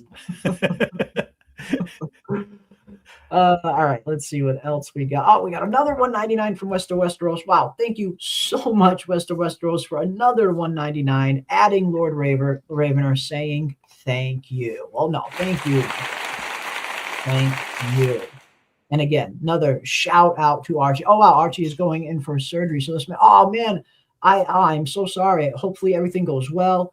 I'm a huge pet lover myself. I've grown up with dogs my whole life, so I know what it's like, whenever you have something like that going on. So yeah, hopefully everything goes well for Archie. I will be sending the best vibes I can Archie's way during this process. So hopefully everything goes well.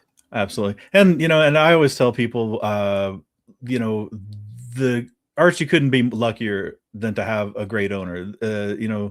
He's really almost like a lottery winner, to be in this place in this time and to have medical care like that, better than most humans in the world, realistically. So I mean, the odds are stacked in his favor, and having a great owner stacks it even further. So there we go.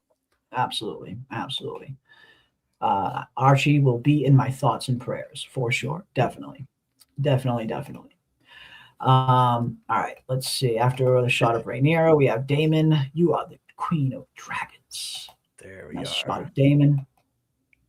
It's close up, and here we got a shot of him just filleting somebody, absolutely filleting someone. And here we have it. I imagine this is probably very early on in the season, probably early on in episode 1, just as maybe the Battle of the Gullet is just starting, maybe. Here we see some of the Sea Snake's forces.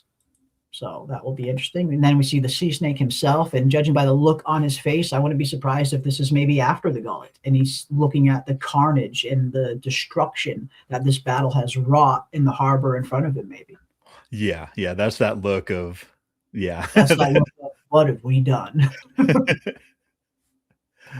Definitely. Awesome stuff. And then, of course, we have this shot of Cole looking up, probably most likely looking up at Vhagar flying away, and just again, the sheer massive size of the footprint alone, just awesome. All right, let's continue. Jeez! Holy shit! Hold on.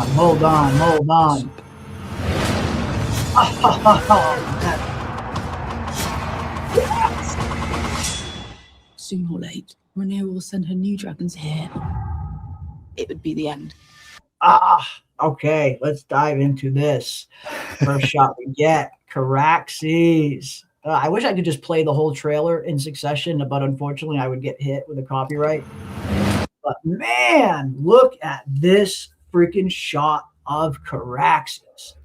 Holy shit, this looks phenomenal. I love this shot. I love the perspective here, where you kind of can't even really see his long neck just because of the angle of the shot. Love Caraxes, and always excited to see Caraxes on screen. Looks great. It looks like, I mean, they're going back to like Dance with the One That Brought You, and it's, the dragons are why people are tuning in, and these look great. They look great, man. They look fucking great, though. And again, this isn't even the fully polished CGI version, I would imagine. There's still many months until House of the Dragon Season 3 hits our screens, and I imagine they're still doing tons of tinkering on the post-production and the CGI and all of that. So I have to imagine the full finished version is going to look even smoother, even more polished. But it already looks great. Isn't Corlys getting his own series? Yes, he is. Corlys is getting his own prequel series. It's not going to be live action. It was originally planned for live action, but they've recently switched it to an animated series. So yes, we are going to be getting a Corlys Velaryon Sea Snake animated prequel series, and he will be doing the voice acting. The actor who plays Corlys Stephen Toussaint will be doing the voice acting for the series as well. So it'll very much look and feel like the Corlys that we know and love. Corlys series is coming, but the only difference now is it's an animated series now, not a live action. I think HBO realized how expensive a Corlys Velaryon series would be if it was in live action. All of the different locations they go to, these exotic places, all the ships, that would be such an expensive show to film in live action. So I think they realized that we can probably tell a better story in animation style. And I'm totally all for it. I can't wait to see the first Game of Thrones animated spinoff. That one is probably one of my more anticipated ones of all the side projects that have been tossed around and mentioned and even like theorized. The Corlys one, because it goes right back to my heart, which was the episodic ones, like, I know I sound like an old geezer, but the Hercules, Legendary Journeys or whatever, Xena, all the ones where people travel from town to town or place to place and get in an adventure every week. And sometimes it's tied up with a bow at the end of one episode, but then there's always there's always a villain or an overarching bad guy that they bring back from time to time, that drops in or foils them right when they're about to do about to win or whatever. So there's going to be something driving Corlys forward, and other than just pure like exploration, adventure stuff.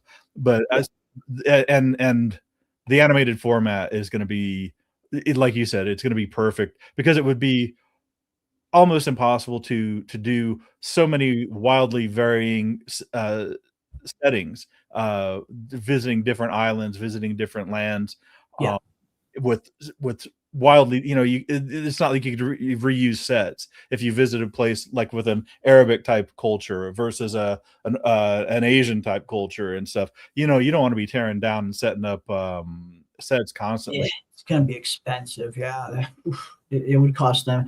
I imagine that would probably, if they did do live action, I imagine that would probably be the most expensive show they ever did in terms of Assault on Fire. More than House of the Dragon, more than Game of Thrones season 8, more than anything. That's how expensive it would probably be. Anything with water is always a nightmare anyway, isn't it? It's Pretty much. Nightmare filming sea battles. It's just filming sea scenes alone is a nightmare, especially this scale. So yeah, I totally understand HBO, switching things up and going the animated route for the Corlys spinoff. And yeah, I'm looking forward to it. That's one of my most anticipated ones as well. And yeah, if Caraxes doesn't look as red to you guys in the trailer, it's simply because the trailer isn't the full polished look yet. Again, this is not the finished version. They'll probably tinker with the CGI. They'll tinker with the color grading. They'll tinker with everything until they get it just right. This is just for the teaser. And whenever you go, like if you go back and look at some of the earliest teaser trailers for shows, and then you look at the actual episodes of the show when they air however long later, you'll see a noticeable difference in the CGI quality, where sometimes the CGI in trailers just isn't the fully done, finished, polished version yet. So if Caraxes isn't as red as he usually is, it's probably just that. They'll tinker a little more with the color grading and everything before they release the actual series. Because he does look a little more muted here. But then again, it could be the angle, it could be the time of day. There's a lot of other factors as well. But this is these teasers usually don't have the full finished version of the CGI usually. Yeah, it'll be interesting. I mean, just a little maybe footnote or put a pin in to see if there is a difference when we actually get the scene in the series compare it. We'll come back and watch the teaser, and you can compare the two. And usually there's a difference, a notable difference at least. But we shall see. But then again, we have another $4.99 from West of Westeros. Wow, thank you so much again, West of Westeros. Very much appreciate that, my friend. Like my cat, we love animals. Here we are about it. Here we are about it to losing them. Drink wildfire. I mean, we've been animal owners our whole lives. Me, my sisters, my parents, we've always had dogs. Never had cats, unfortunately, because I'm allergic to cats, actually. I'm super, super allergic to cats, the dander. But I got nothing against them. But we've always been huge dog owners our whole lives. And yeah, anytime you have a pet passing, it's tough. It's like losing a family member. It really is. It's like losing a family member. It is. Yeah, absolutely. Sure. And I mean, and I'm actually allergic to cats too, and my brother has 3. So when I stay with him, I have to load down on the eye drops and the because I'm not gonna not go, and I'll play with them, I'll pet them, and they're just an entirely different thing from dogs too. I appreciate that so much, how they are not, they are just off in their own world, and you're living in the cat's world. It's like what? And then of course in my work I deal with dogs all the time. And it's there's a lot of psychology to them too. And, we try to bend animals to like what we want, and, training takes at a certain distance, but sometimes when you deal with them on their own level and stuff, it's just so fun. There's such creative, and I mean, and especially, like dogs, cats, both, I always say, they pack a full lifespan of love into like a shorter span. We get all of it out of them, though, for sure. Yeah. So yeah, I mean, definitely we'll have Archie in my thoughts and prayers, my friend. I hope the surgery goes well. I do. There's another super chat up there. Yeah, we got another $1.99 from West of Westeros. I wanna know. Well, I want to know too. And the yellow one even farther. about Melisandre. Oh yeah, the Melisandre. Yes. Oh, thank you again for the $9.99. Jeez, they're coming in rapid fire. Thank you so much, West of Westeros. Yeah, where is Melisandre? I know repetitive. Also, Children of the Forest, Bloodraven. What are your thoughts, Lord Ravener? Yeah, Ravener, you take this one, my friend. What do you think is going on with Melisandre? I mean, she is technically supposed to be alive at this time period. No, I was going to punt that one to you because I have no idea on that. That's what I said too. I don't think we'll see her on the show. I mean, if I had to guess, I imagine Melisandre's probably in Volantis somewhere or a Shy somewhere. She's probably in Essos somewhere during these events. That's what I would guess. Getting ready for her big day. Yeah. And then the other one. That Children one, of the Forest. Yeah, Children of the Forest, Bloodraven. Well, we did see that Green Man in season 2. Remember, Daemon saw the Green Man when he was walking towards the Weirwood. Oh, okay. And the Weirwood that looks like George Martin, George Martin Weirwood. The George Martin Weirwood. Yeah. You know what? I saw a really weird thing the other day, and I don't remember where I saw it, but they were talking about the Children of the Forest and the First Men, and they said that George Martin had written a separate book, like a separate sci-fi thing about humans that had landed on an alien planet, and the aliens were there, and they kind of like manipulated the humans almost like into doing stuff for them, but the humans thought that they were on top.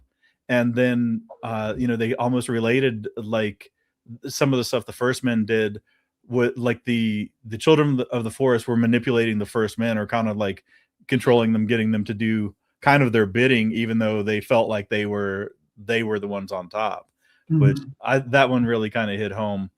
Other than beyond that, man, I don't really know. I'm not a big theorist. Well, I mean, I'm hoping we're going to see, if not a full-on Children of the Forest, I'm hoping it looks like we are at the very least going to see the Green Men again.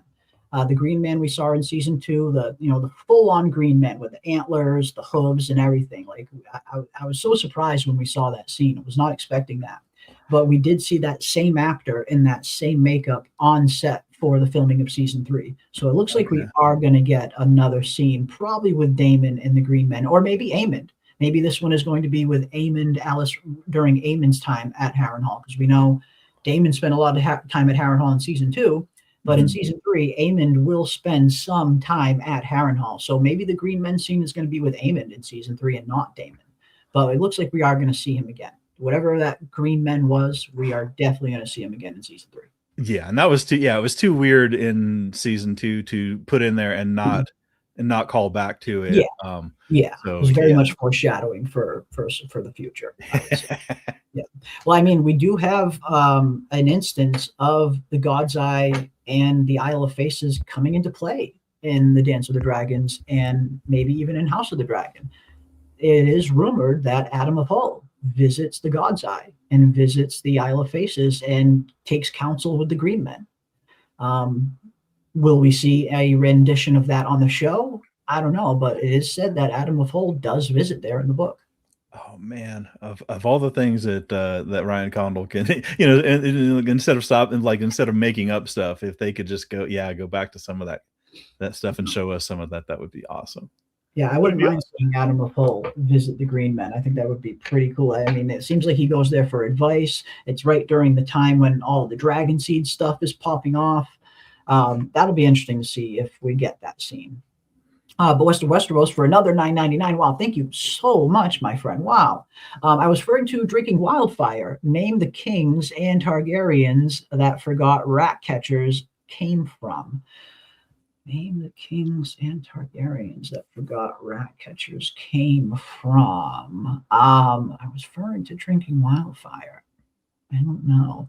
I mean, if we're referring to Targaryens that drank wildfire, I mean, there's Aerion Brightflame, where I imagine we're going to maybe see something like that on A Night of the Seven Kingdoms at some point.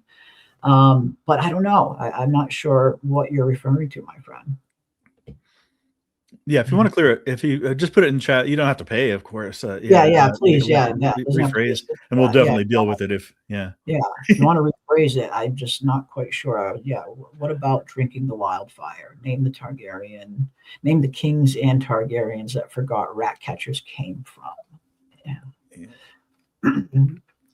But yeah, let me know. Let me know, because I definitely want to answer your question. But all right, let's see what else we got. And then here we got, now this is interesting. We got a shot here of inside the throne room. And if we look, it almost looks like they are still wearing Hightower colors. These look very Greens Hightower colory. So I guess it's going to be interesting if this is potentially part of the fall of King's Landing. Could this potentially be Rhaenyra coming to take the throne? I don't know. Could be.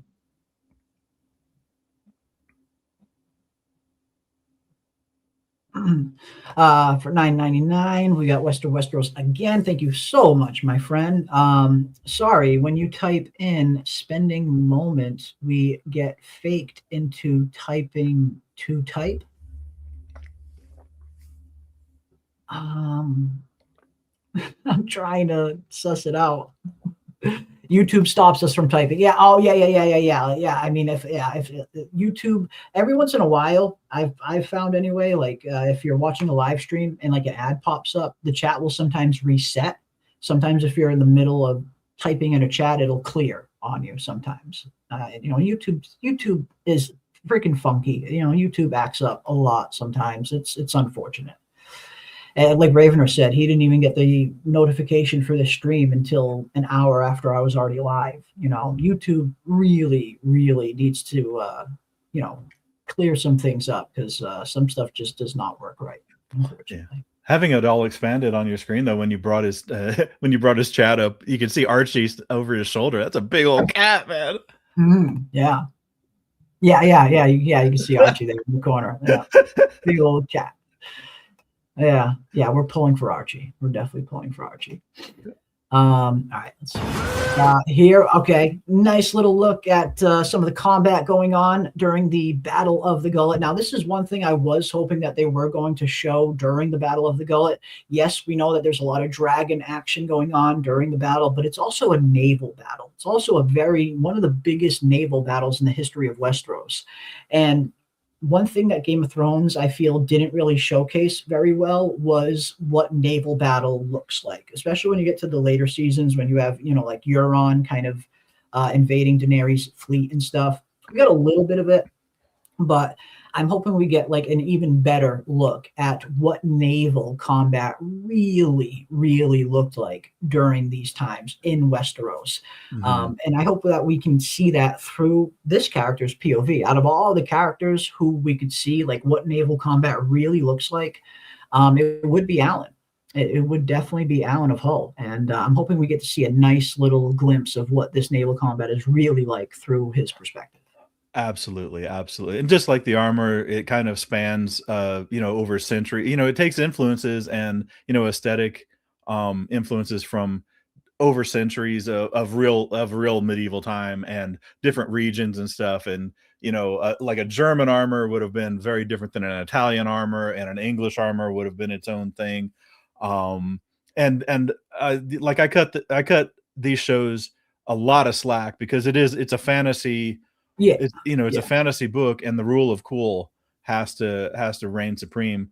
And they've kind of determined a limit to the technology, because like canon changes everything. So the ballista that they were using, what they call them, scorpions. The scorpion, yeah. That's pretty much where they limit it, and that's very interesting, man. Right, like, and it's you make the devil's bargain. Do you wear armor when you're on a ship battle? Because if you fall overboard, you're screwed. You're an anchor. Yeah.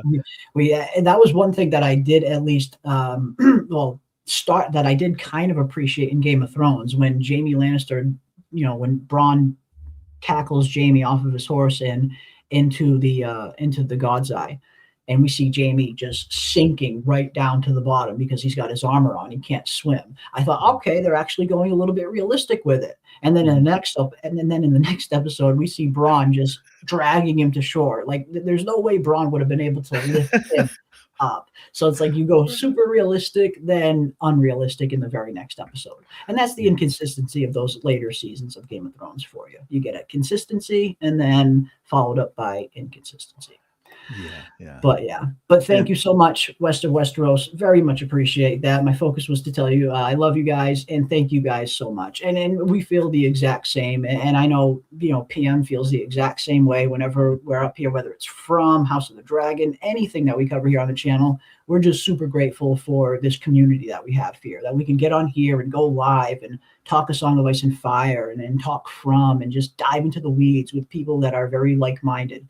Super, super grateful for this little community that we have here. Very, very thankful. Yeah, absolutely. It is like a hangout. It's hanging out with people who take the stuff seriously, who enjoy the same stuff, and it's like, oh, okay, and no sponsorships unless you know a Thai cuisine in the greater Albuquerque area.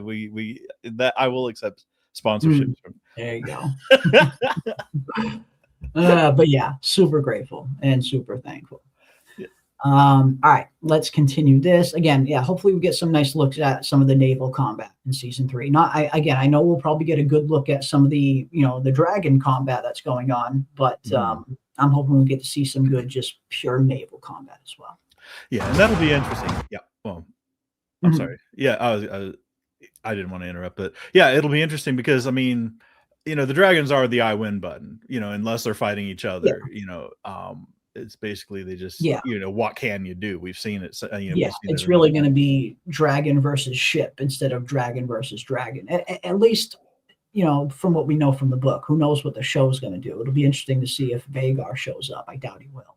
Yeah, and armor like this and shields. We would have to automatically assume that it's going to be against arrows, against missile weapons of that type. Scorpions, arrows. Lacking firearms or anything like that. Unless they probably wouldn't have wildfire here. Obviously the dragons are going to be the central focus. But yeah, it looks like so you don't really have to worry about splinters as much. With cannon fire, a lot of your problems were splinters. And when I say splinter, I think of like dragging my finger down a board or whatever and getting like a little sliver. Back then, you would think of like a 4-inch oak plank that makes up the side of your ship getting shattered. So these splinters, quote unquote, were probably a foot long and sharp and flying everywhere. So you'd want to avoid that. And the thing is, if you got that in you, infection was soon to follow. That's why everybody had peg legs and hook hands, because the first aid was chop that piece off and hope that you don't get it. Hope that you don't die. Yeah. Hopefully you don't die of infection, which you were probably most likely going to. Right. And George R. R. Martin is definitely very famous for melding, different styles and eras into making his own fantasy. Yeah. You'll see some stuff that's kind of historically accurate, and then you'll see some stuff that's kind of just George. But yeah. And we see a lot of influences, and I'm super cool with things being influenced. We see that in From all the time. They've taken aesthetic influences from different cultures and different stuff, and they plug it in, and it just looks great. And in this one too, the armor and stuff, I'm not going to complain at all. I can't nitpick that kind of stuff. So yeah, it looks super cool. And I'm intrigued. This is doing what a trailer should do. I'm intrigued. What is going on here? We're in the middle of a scene. What is going on? And here, getting some conjecture and guessing. I was like, what is going on? Yeah. I'd be that dude all hunkering down with the shield up over my head, man. Yeah, right there. Really fucking smart one.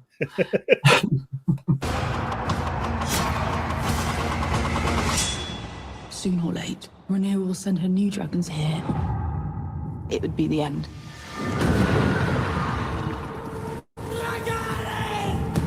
Oof. All right, let's see. All right, we got a quick all right, now this is what I wanted to see. right here. Here we got our first look at the Winter Wolves, ladies and gentlemen. There is the Stark banner. There's our old grizzled Winter Wolves. Here's some more Stark banners. Love it. Love that we're getting a little glimpse of the Winter Wolves. I'm trying to see if I can spot Roddy the Ruin anywhere, who is going to be played by Chibs from Sons of Anarchy, which I'm actually pretty excited about that casting. Yeah, he's not as old as I pictured, but you can definitely weather him up and make him look super old if you have to and give him a nice gray beard. But you guys know me. I am a House Stark loyalist to the end. If there's anything I'm looking forward to the most in season 3, it is any scene that has to do with Roddy the Ruin and the Winter Wolves. Can't freaking wait for this. This is Oh, absolutely, absolutely. And yeah, refresh my memory. They're basically, you know, once they come south, they're like guys that aren't gonna, you know, there's they're too many guys that know they're not going home. Yeah, pretty much. They're old, grizzled northern veterans that know winter is on the way, know that resources are limited, and they've come to die for the Dragon Queen. Straight up, that's what they say. We've come to die for the Dragon Queen. Not that we've come to fight for her. We've come to die for the Dragon Queen. That just gives you a little bit of their mindset. And then when you have, you know, when you have soldiers and warriors like this that have that kind of mindset, you see how valuable that is in a full pitch battle, where they just do not hold back in any way, shape, or form, because they have no regard for their own safety. And we see that's exactly how the Winter Wolves fight in the book. They're ferocious. They're brawlers. They're not fighting like Westerosi knights. They're out there brawling with people. And you see how effective it is. The Winter Wolves do a ton of damage in some of these battles. I can't wait to see that. That's going to be fun. Yeah, another great inclusion. Yeah, Damon fucking shanking someone real quick. And I love how he's got his cloak on, his cloak of skullduggery. Like, so he's doing something shady right before this. We got the cloak of skullduggery. Oh, no, that's Aegon. Excuse me. That is burnt up Aegon. Oh, my goodness. Burnt up Aegon. Oh, wow. Okay. Yeah, okay. That is burnt up Aegon. Excuse me. Okay, so all right, I like this. I like this. I like that they're going to be giving him something to do in season 3, and he's not just going to be hiding out the whole time. Because again, they have a little bit of a blank canvas here with Aegon in season 3, a limited window where they can come up with an interesting something new that wasn't in the book, instead of just having him hiding the whole time. So this gives me a little bit of hope that they got something fun for Aegon to do in season 3. Oh, I thought that was a horse hoof. It looks like a wagon, right? Or like a step on a wagon, step side on a wagon, and a like foot. A wagon step. Yeah, it looks like a wagon step right there. This is probably Larry's, yeah. Riding along. Yeah, I would imagine this is Larry's. Yeah. Yeah, awesome. All right, looks like they're going to be giving Aegon something to do in season 3, and he's not just going to be sitting around. Love it. Absolutely love that. Love that. All right, let's see what we got. More battles. All right, now this is an interesting scene. This looks like this is the taking of King's Landing, and it looks like this is Daemon fighting the remaining Kingsguard that are in the Red Keep, or the Hightower forces, excuse me, that are in the Red Keep. And yeah, I mean, this is going to be fun. You see Dark Sister. This is clearly Dark Sister, so it's clearly Daemon, and you can tell it looks, obviously it's Daemon. But yeah, this is most likely him and Rhaenyra after they've already breached the walls of the Red Keep, you know, taking out the last of the Hightower guards that are in there as they take the Iron Throne. So it looks like we're going to have a nice little scene of Daemon, and I mean, we saw a shot of them earlier. There was a bunch of them. Here they are. Where are they? It's neat to do this with the chat too. I mean, we're kind of doing it live, like breaking it down live. You know, as we're seeing it, it's like, okay, yeah, what's this scene say? What's this scene say? Because there's going to be a ton. I mean, every frame of this is going to get broken down into hours. Oh yeah, we're gonna be dissecting every little frame of this for a very long time until we get the full trailer, at least. But yeah, we get that shot earlier of all the Hightower guards pulling their swords while they're standing in front of the Iron Throne. That must be the same scene of Daemon entering the throne room. So I guess my only question is, are we going to see Daemon take all of those Hightowers out himself? Well, we know Barristan. Yeah, Barristan told the Kingsguard when they drew on him, he's like, I could catch you, even at my age, I can catch you all down where you stand. So You know. I bet Damon can do it. I think he could. I mean, measly high tower guards. I think Damon can take these dudes out, and I think he would. The green cloaked red shirts. Yeah.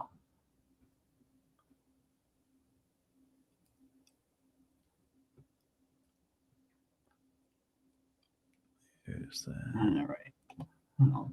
Fucking, it's a wicked quick fucking flash, and it's fucking hiding on me now. But you guys saw it earlier. I don't need to pull it up again. Yeah, where she was on the throne. Yeah. Most likely Alicent sitting on the throne, I would imagine, maybe. And Damon is getting ready to take that shit. But yeah, I love this is Aegon just shanking someone. Yeah. That's funny. But again, it's nice that they're giving Aegon something to do instead of just sitting around. So I like that. All right, let's see. Soon or late, Rhaenyra will send her new dragons here. It would be the end. Wow, look at the gullet. That's great.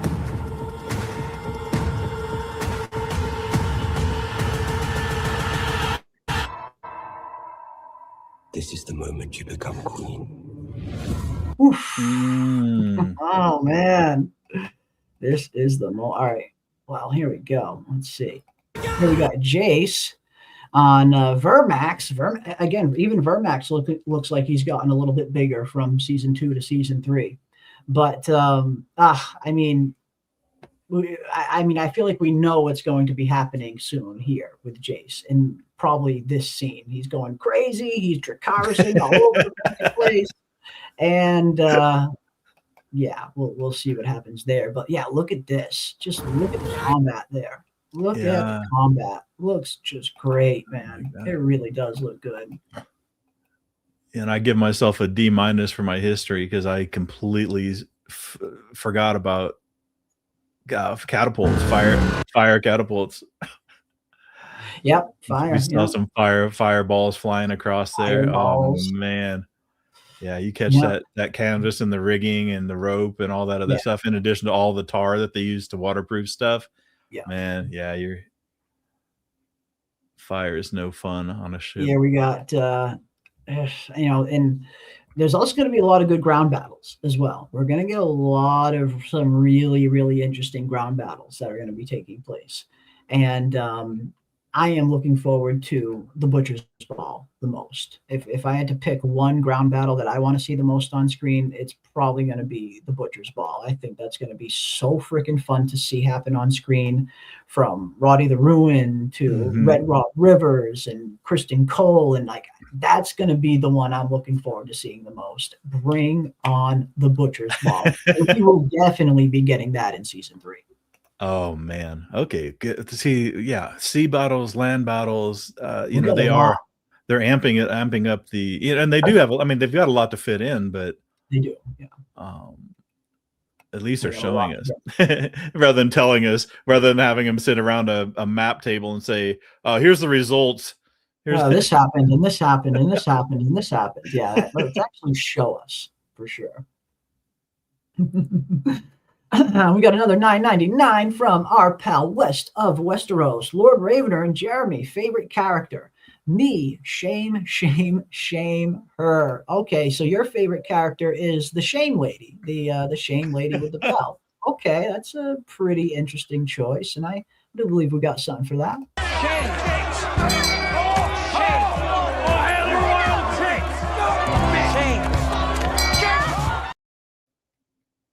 Shame. Shame. All right. Now, favorite character. Oof, it's so tough to pick a favorite character out of all of the Song of Ice and Fire. It's so hard for me to pick just one favorite character because I like so many. I love Daemon. I like Daemon Targaryen. He's a very, very fun character to watch because he's got that kind of, he's that quintessential gray character that George loves to write about, where he's not good, he's not evil, he's got both, a mix of good and bad in him, capable of great heroic acts and capable of the most depraved acts like harming children. Like, that is the complexity of a Daemon Targaryen character. And those characters are fun to follow. Those characters are fun to watch. In the books, I really liked Oberyn Martell. I liked Oberyn Martell on the show as well. I feel like that was a really, really fun character. I think that was, Pedro Pascal brought that character to life in a really great way. Loved watching Oberyn on the show. Oberyn has always been another kind of favorite of mine. It's so hard to just pick one. I don't know if I could ever just pick one favorite of Song of Ice and Fire character. There's just too many. Not Jon Snow.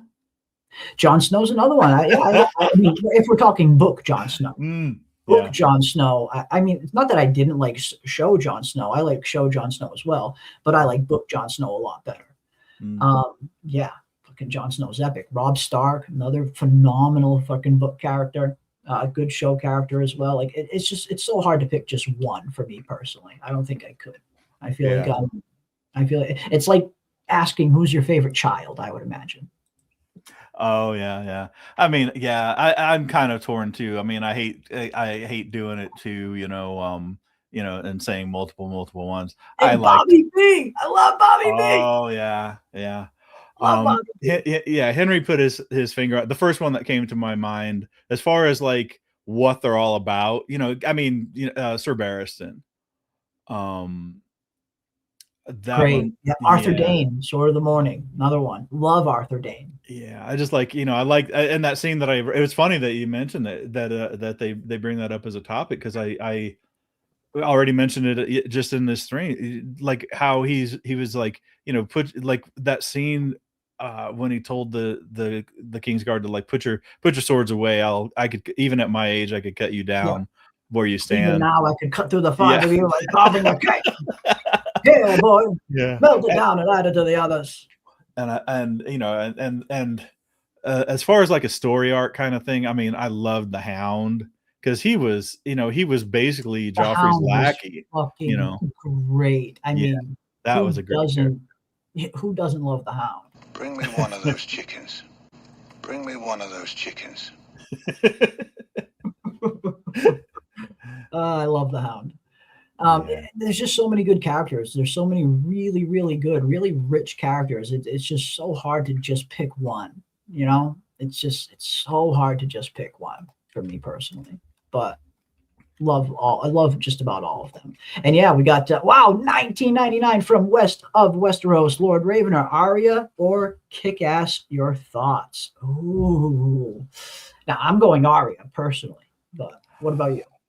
Oh man. I like Arya. I think Arya is great. I like book Arya. Yeah. I like Maisie too. Maisie was good. Maisie wasn't bad. She was an okay Arya, I thought. Skill wise, it's got to be Arya, right? Yeah, definitely. I think in every category, it's Arya between those two. Wow. Yeah. I know that if I have to choose, I think, and I mean, I know I was critical of Maisie as she got a little older. Like as far as like beauty, Kick-Ass for sure, but as far as like skill set and character, it's got to be Arya, I think. And she had a good story too. I mean, training with she had a good story at the beginning anyway. They all had good stories at the beginning. What state to death, those later seasons that really tanked a lot of really good storylines. But I didn't like the flying out of the tree and flying out of nowhere to kill the Night King was not the best, not their finest moment. For sure. And I think they specifically, George specifically said that it's not going to happen that way. Well, there's not even a Night King in the book. Oh, I guess, yeah. The character doesn't even exist in the book. It's just the others in the book. We have no idea if there's a leader. We have no idea what their power structure is. We know nothing about the White Walkers in the book. Nothing at all yet. And I liked Needle too, because that was, as I say, Castle Forged steel. It wasn't magic. It wasn't Valyrian steel. It wasn't anything. It was just Castle Forged. And I was like, nice. A nice earth, nice realistic thing. Yeah. And that Lamy, what the fuck's a Lamy? Yeah, Lamy Green and Lamy. Again, what the fuck's a Lamy? Lord Larys is Jeremy's favorite. Of course. I mean, she saddles me with Dale on From, and now Star is saddling me with Larry's the freaking clubfoot on House of the Dragon. This is not fair, Star. This is not fair. Not fair what you're doing to me. We got Tormund. Your secret's out. Yep. Tormund, another really good one. Fast and the Bold, another good one. Book is Tyrion for me. Show is The Hound. Another one in terms of show is Tywin, actually. Just from the sheer performance of Charles Dance, like he was so freaking good as Tywin. That's another favorite in terms of show characters, I would say. But all right, let's pound out the rest of this. We see Corlys looking up, clearly more, a lot of this trailer very much centered around the Battle of the Gullet, which makes sense. It's the big event that we have to look forward to at the beginning of the season. It's going to, not only is it the big event at the beginning of the season, but it's going to have lasting ramifications on the rest of the story as well. So I totally understand this teaser predominantly focusing on mostly the Gullet. Because I wouldn't want them to show much more than that anyway. Let's keep these trailers from the first few episodes only, and it seems like they did that here with the teaser. But Corlys looking up at most likely a dragon. We got another look at some of the combat, the naval combat. We got a look at Daemon here, just a bloody mess. I wouldn't be surprised if this is maybe during the taking of King's Landing, maybe. Maybe they're going to turn it into a little bit more of because again, when they take King's Landing in the book, it's relatively easy, but it's not bloodless. There is some high tower forces and stuff that they do have to overcome before they just waltz in there. So there will be some fighting going on during the taking of King's Landing. And I get the feeling that's probably what this is. Yeah, and then they're definitely, of course, in the first trailer, they're gonna front load it with all the action. They're not gonna have people reading a book. But it's exciting, man. It's exciting so far. It is. It's very exciting. It is. Again, this teaser has gotten me excited for House of the Dragon season 3. I wasn't quite sure what to expect heading into season 3. I'll be honest. With the way season 2 kind of went there towards the end, I think it gave a lot of people a lot of cause for concern to see where is the future of this show going to go? How is this story going to be portrayed? But again, I'm still holding on to some hope that season 3 is going to be good. This teaser certainly looks good. The action at the very least does look good. Will the story be as good as the action? I don't know, but at the very least, it looks like we have some really good action pieces. Like this, I imagine this is probably right after Rhaenyra gets the news of the Battle of the Gullet. Just based on the look on her face, this is most likely right after she finds out what happens during the Battle of the Gullet. And then that's it. The trailer ends. So they gave us a nice little snippet. A lot of Gullet action. Again, the Gullet just looks phenomenal. Looks freaking phenomenal. But I'm also glad that we got a look at Tessarion as well. That was one thing we didn't really get a great look at Tessarion towards the end of season 2. We just saw that quick little glance of her in Daeron kind of flying above the high tower forces. But it's nice to see a up close and personal look at Tessarion here in the trailer. And man, she looks great. Yes, absolutely. Phenomenal. And like all these scenes are going to have the musical accompaniment. I can already feel myself getting like on the edge of my seat. I was on the edges of my seat for like the battle in the Night of Seven Kingdoms. I was, and it was just natural. I didn't even, I'm sitting here like streaming it over on Discord. That was spontaneous. And I'm like, I find myself leaning, and like next thing you know, I look and I'm like, damn, here I am like a foot away from my screen watching. I love getting swept away, man. I love just getting caught up in a story and swept away for a brief moment. And this one looks like, this action is going to be great. And it didn't look like it was, it looked clear, because I hate the shaky cam where everything's just Marvel kind of does that, where it becomes just like a blur of nothingness. I know Transformers did that to me a lot. Like things would go so fast and so shakily that I couldn't tell who was a good guy and who was bad. But this looks very clear too, which is, that's what I like in an action sequence, is being able to know who I'm rooting for. Yeah, definitely. And people having peripheral vision, you don't like something just comes out of the side, out of the side for no reason. You're in a wide open field, and suddenly some dude sideswipes you with a mace or something. It's like, wait, how did that happen? I didn't see this guy coming from 300 yards away. Yeah, this looks cool though. Ah, man, It and does. the fireballs flying. Yeah, and the in the goal at the ships and all that. Looks good. It does. I, It looks I, really good. and I think they probably I mean, pretty clearly, if they're going to do that much, they probably invested budget to give us an extended amount too. So, Oh yeah, I imagine so. we're gonna I get our imagine whatever episode the gullet is going to take place in, whether it's episode 1, episode 2, I imagine it's going to be a very long episode. I wouldn't be surprised if they get it underway in episode 1 and have the first episode be around maybe 80 or 90 minutes. I would love to see that. Would love to see that. We got another $9.99 from Westeros. Still make me spend more money. She was kick ass and finally met Melisandre, that poop who I hate. Yeah, I mean, Arya was kick ass. I do 100% agree with that. Arya was definitely kick ass. She was fun. She was a good character. I think Maisie played her to the best of her capabilities for sure. And yeah, she did end up meeting Melisandre again. Melisandre ended up being correct, even if that was kind of shoehorned in.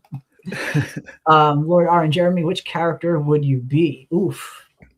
Which character would I be? I don't know, man. I don't know. I would like to think I would be more of a Ned Stark, Jon Snow type, I think. And I think a lot of people that know me personally would probably kind of put me in that kind of category. Maybe. I hope so anyway. But I don't know. It's tough to know. Like, what character would you be? I mean, if I could pick any character, I mean, Oberyn lived a pretty interesting life. I mean, he was the second son of Dorne, so he had all of the kind of privileges that go along with being an heir without any of the responsibility of being heir because he was the second son. He was a great fighter. He traveled the world, and you got to see all kinds of stuff. So Oberyn probably lived I mean, it was cut very short, but he lived a pretty good life when he was alive, I would say. Oh man, yeah. Who would I be? Probably like Hot Pie or somebody. I definitely would not be a maester. That is for sure. I would definitely not be a maester. Fuck that. I am a boxer after all. I would be a soldier before a maester. Yeah, who would I mean, I'm trying to think. Now I'm on the spot. My brain is thinking because I aspire to be good, and it's hard. It's difficult. So who struggles the most with doing the right thing, kind of? Jon Snow. Jon Snow struggles a lot with, and I feel like that's a big part of Jon's arc. He's always struggling with doing the right thing or the honorable thing. What is the right thing? Following my honor or following what I think is right? And I think he wrestles with that a lot, just like Ned wrestled with that a lot. Ned kind of always chose honor, where Jon didn't. Jon wrestled with it a little bit more, where sometimes Jon wouldn't choose honor. He would choose his desires, like what he did with Ygritte. Yeah. I think Jon's one of those conflicted type characters. Okay. And Ned would do the honorable thing to his detriment. Yeah. Yeah. Man, so I'd definitely be in the House Stark. I mean, if I had to, definitely. If I had to apply my actual self, who would I want to be? I mean, obviously, I've already said Barristan. I want to be that. I want to, and I think that's what fantasy really lets you do when you're just a regular, guy punched in the clock, doing your 8 and skating. It allows you to aspire to something and to do more, be more, that kind of stuff. And yeah, I mean, and it's not even about the fame, because I mean, like to be, and we're seeing this trajectory with Sir Dunk as well. It's not going to be about the riches and the wealth, and you're not going to always get the accolades and stuff, but you just want to look in the mirror and be proud of yourself and sleep well at night, knowing that you're not a shit. And Yeah. And I, you go to yeah, bed and put your head down at night and sleep well, knowing that you're living as best you can, I guess. yeah. So maybe I don't know. Yeah, somebody like that. I mean, Ned probably had his his dilemmas or whatever. Or I mean, no, I mean, when you're well aware that if you took the easy way out, or you cheated, or you did something shifty, you could definitely benefit or profit from it. And it's the integrity isn't when people's watching, it's when there's no chance of being caught. And that's what I kind of like. That's where I hang my hat. Is it's not the stuff that doing stuff for other people where everybody's watching and they're like, oh, this is a good guy. It's when you could fuck somebody over and you deliberately don't. Or even like online and stuff, there's like, you have a chance to get embroiled in stuff, and you're just like, it ain't worth it. It's the juice ain't worth the squeeze. And just you want to try to be good. And I probably failed in time and again, but I just want to aspire to that. So yeah, maybe a Ned. If I could be a Ned, I would be a Ned, I think. And if I don't benefit from it, nah. I know I went way too long on that question. It's all good. It's all good. Cannibal the Dragon wants to be Sir Duncan. You can knock me down, but I get back up. I mean, Sir Duncan the Tall is definitely someone to aspire to be like. Absolutely. If you're looking for a good role model to be like, Sir Duncan the Tall is a very good choice. Westeros says, second best, Podrick. I mean, what can you say about Pod, right? Podrick's great. He's just, I don't know many Game of Thrones fans that didn't like Podrick. He was just one of those characters that just almost everybody liked. Maybe not everybody, but almost everybody liked Podrick. And yeah, he was fun, and again, Sir Raymond Fossaway reminded me a lot of Podrick. I don't know if it was the casting of the actor, because they kind of looked very similar.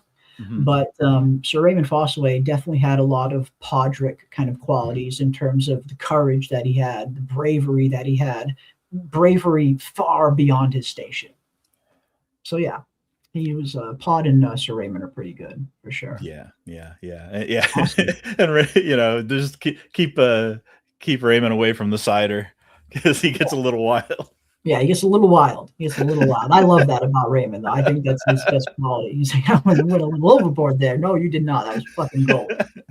And Haymaker would be Bronn. Hey, I mean, in terms of what character would I like to sit down and have a drink with the most, it would probably be Tyrion and Bronn. Those would probably be the two I would want to sit down and have a drink with the most. And maybe the Hound, too. But probably Tyrion and Bronn. But yeah, again, there's just so many rich characters, so many rich storylines. It's really hard to pick one favorite character. I mean, one favorite dragon. It's just really hard to pick one favorite anything when it comes to A Song of Ice and Fire, when you have this huge stable of just really, really good characters. But here it is, folks. The teaser trailer for season 3 of House of the Dragon is here, and we will be breaking this thing down extensively over the next few days and weeks while we continue to finish out A Night of the Seven Kingdoms, and while we wait for House of the Dragon season 3 to eventually get here. We'll be doing tons of A Song of Ice and Fire content and streams, and of course tons of From season 4 content and streams as well. Those will be the 2 ones that we're going to be covering here going forward. We got 2 awesome shows to look forward to. Well, at least From season 4 I know is going to be very awesome. House of the Dragon season 3 is looking pretty promising too. So yeah, we got a good year. We got a good year of shows ahead of us. This Sunday, we will be live doing our pregame show for A Night of the Seven Kingdoms, the season finale. I can't believe the finale is this Sunday. It's already just a few days away, and then A Night of the Seven Kingdoms is over. I am going to miss it. I am really, really going to miss that show once it's over. Yeah, but we will be right here doing our pregame show like we usually do. Yeah, this one's coming soon, though. Sooner, like they said, sooner than we expected. We have June. Yeah, a June good for House of the Dragon season 3. Yeah. So that's good. That's good. Hey, thanks for sending me the link, man. It's kind of spontaneous and fun. And thank you to the chat. You guys are you guys make it happen. You keep us lively and give us the good questions to field. You got to keep our brains sharp. Yeah. Absolutely. But yeah, I mean, now that the trailer is here, I'm probably going to go back and do a quick little reread of Fire and Blood, or at least the Dance of the Dragons portion of Fire and Blood. And we will be doing tons of videos and some other streams breaking down this teaser and any future trailers that we get. And of course, this Sunday, we'll be doing our last pregame show for A Night of the Seven Kingdoms. And of course, definitely really looking forward to From as well. I cannot wait for From Season 4. I cannot wait for April to get here. So that'll be the plan going forward. Tons of A Song of Ice and Fire content, tons of From content. And if anything else pops up, we'll also be covering that as well. There's some other good shows that I'm eyeing to cover on the channel as well, but those would be the two main ones. But last one before we head out, thank you so much, West of Westeros, for another $9.99. Wow, so freaking generous, man. I really cannot thank you enough for all the support you have shown the channel and all of you guys. Like, I just can't thank you all enough.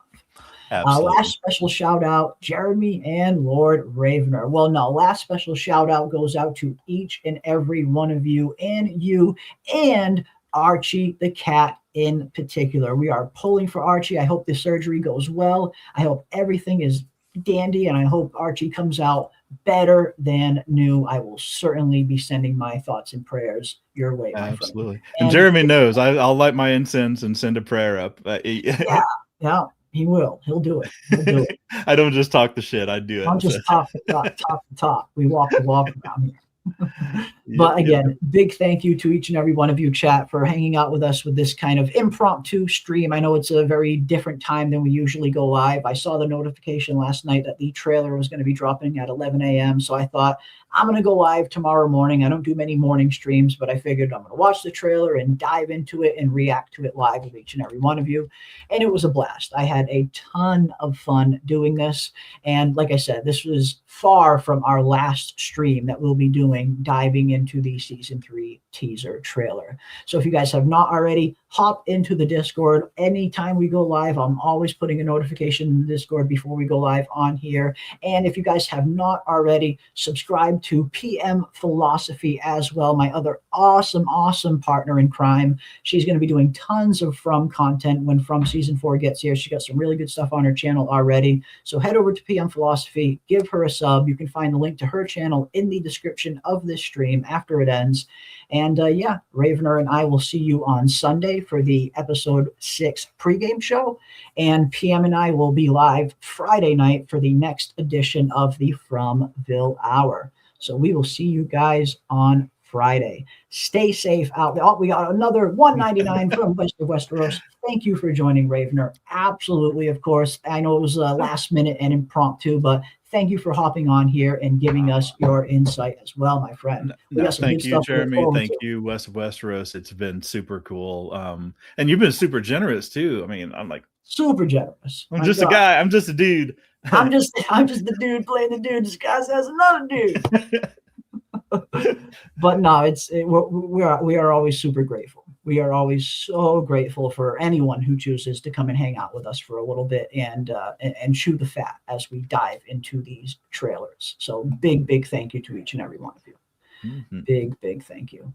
But that is going to do it for us today on our initial breakdown for the House of the Dragon Season 3 teaser. And again, I'm going to probably start breaking down my teaser trailer breakdown. I'll probably try and get the video out, if not tonight, tomorrow morning, the latest. But I'm going to do a much more in-depth breakdown of the Season 3 teaser and spot as much stuff as I possibly can and putting it out. Again, if not tonight, tomorrow.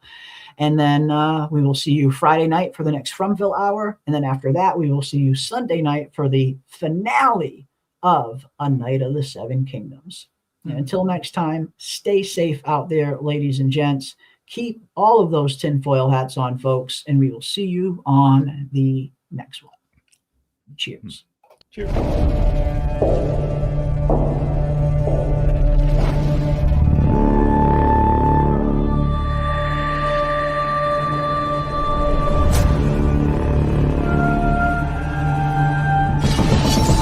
Gods.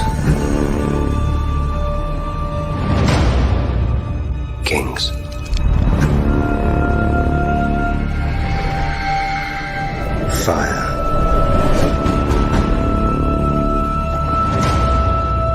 and blood.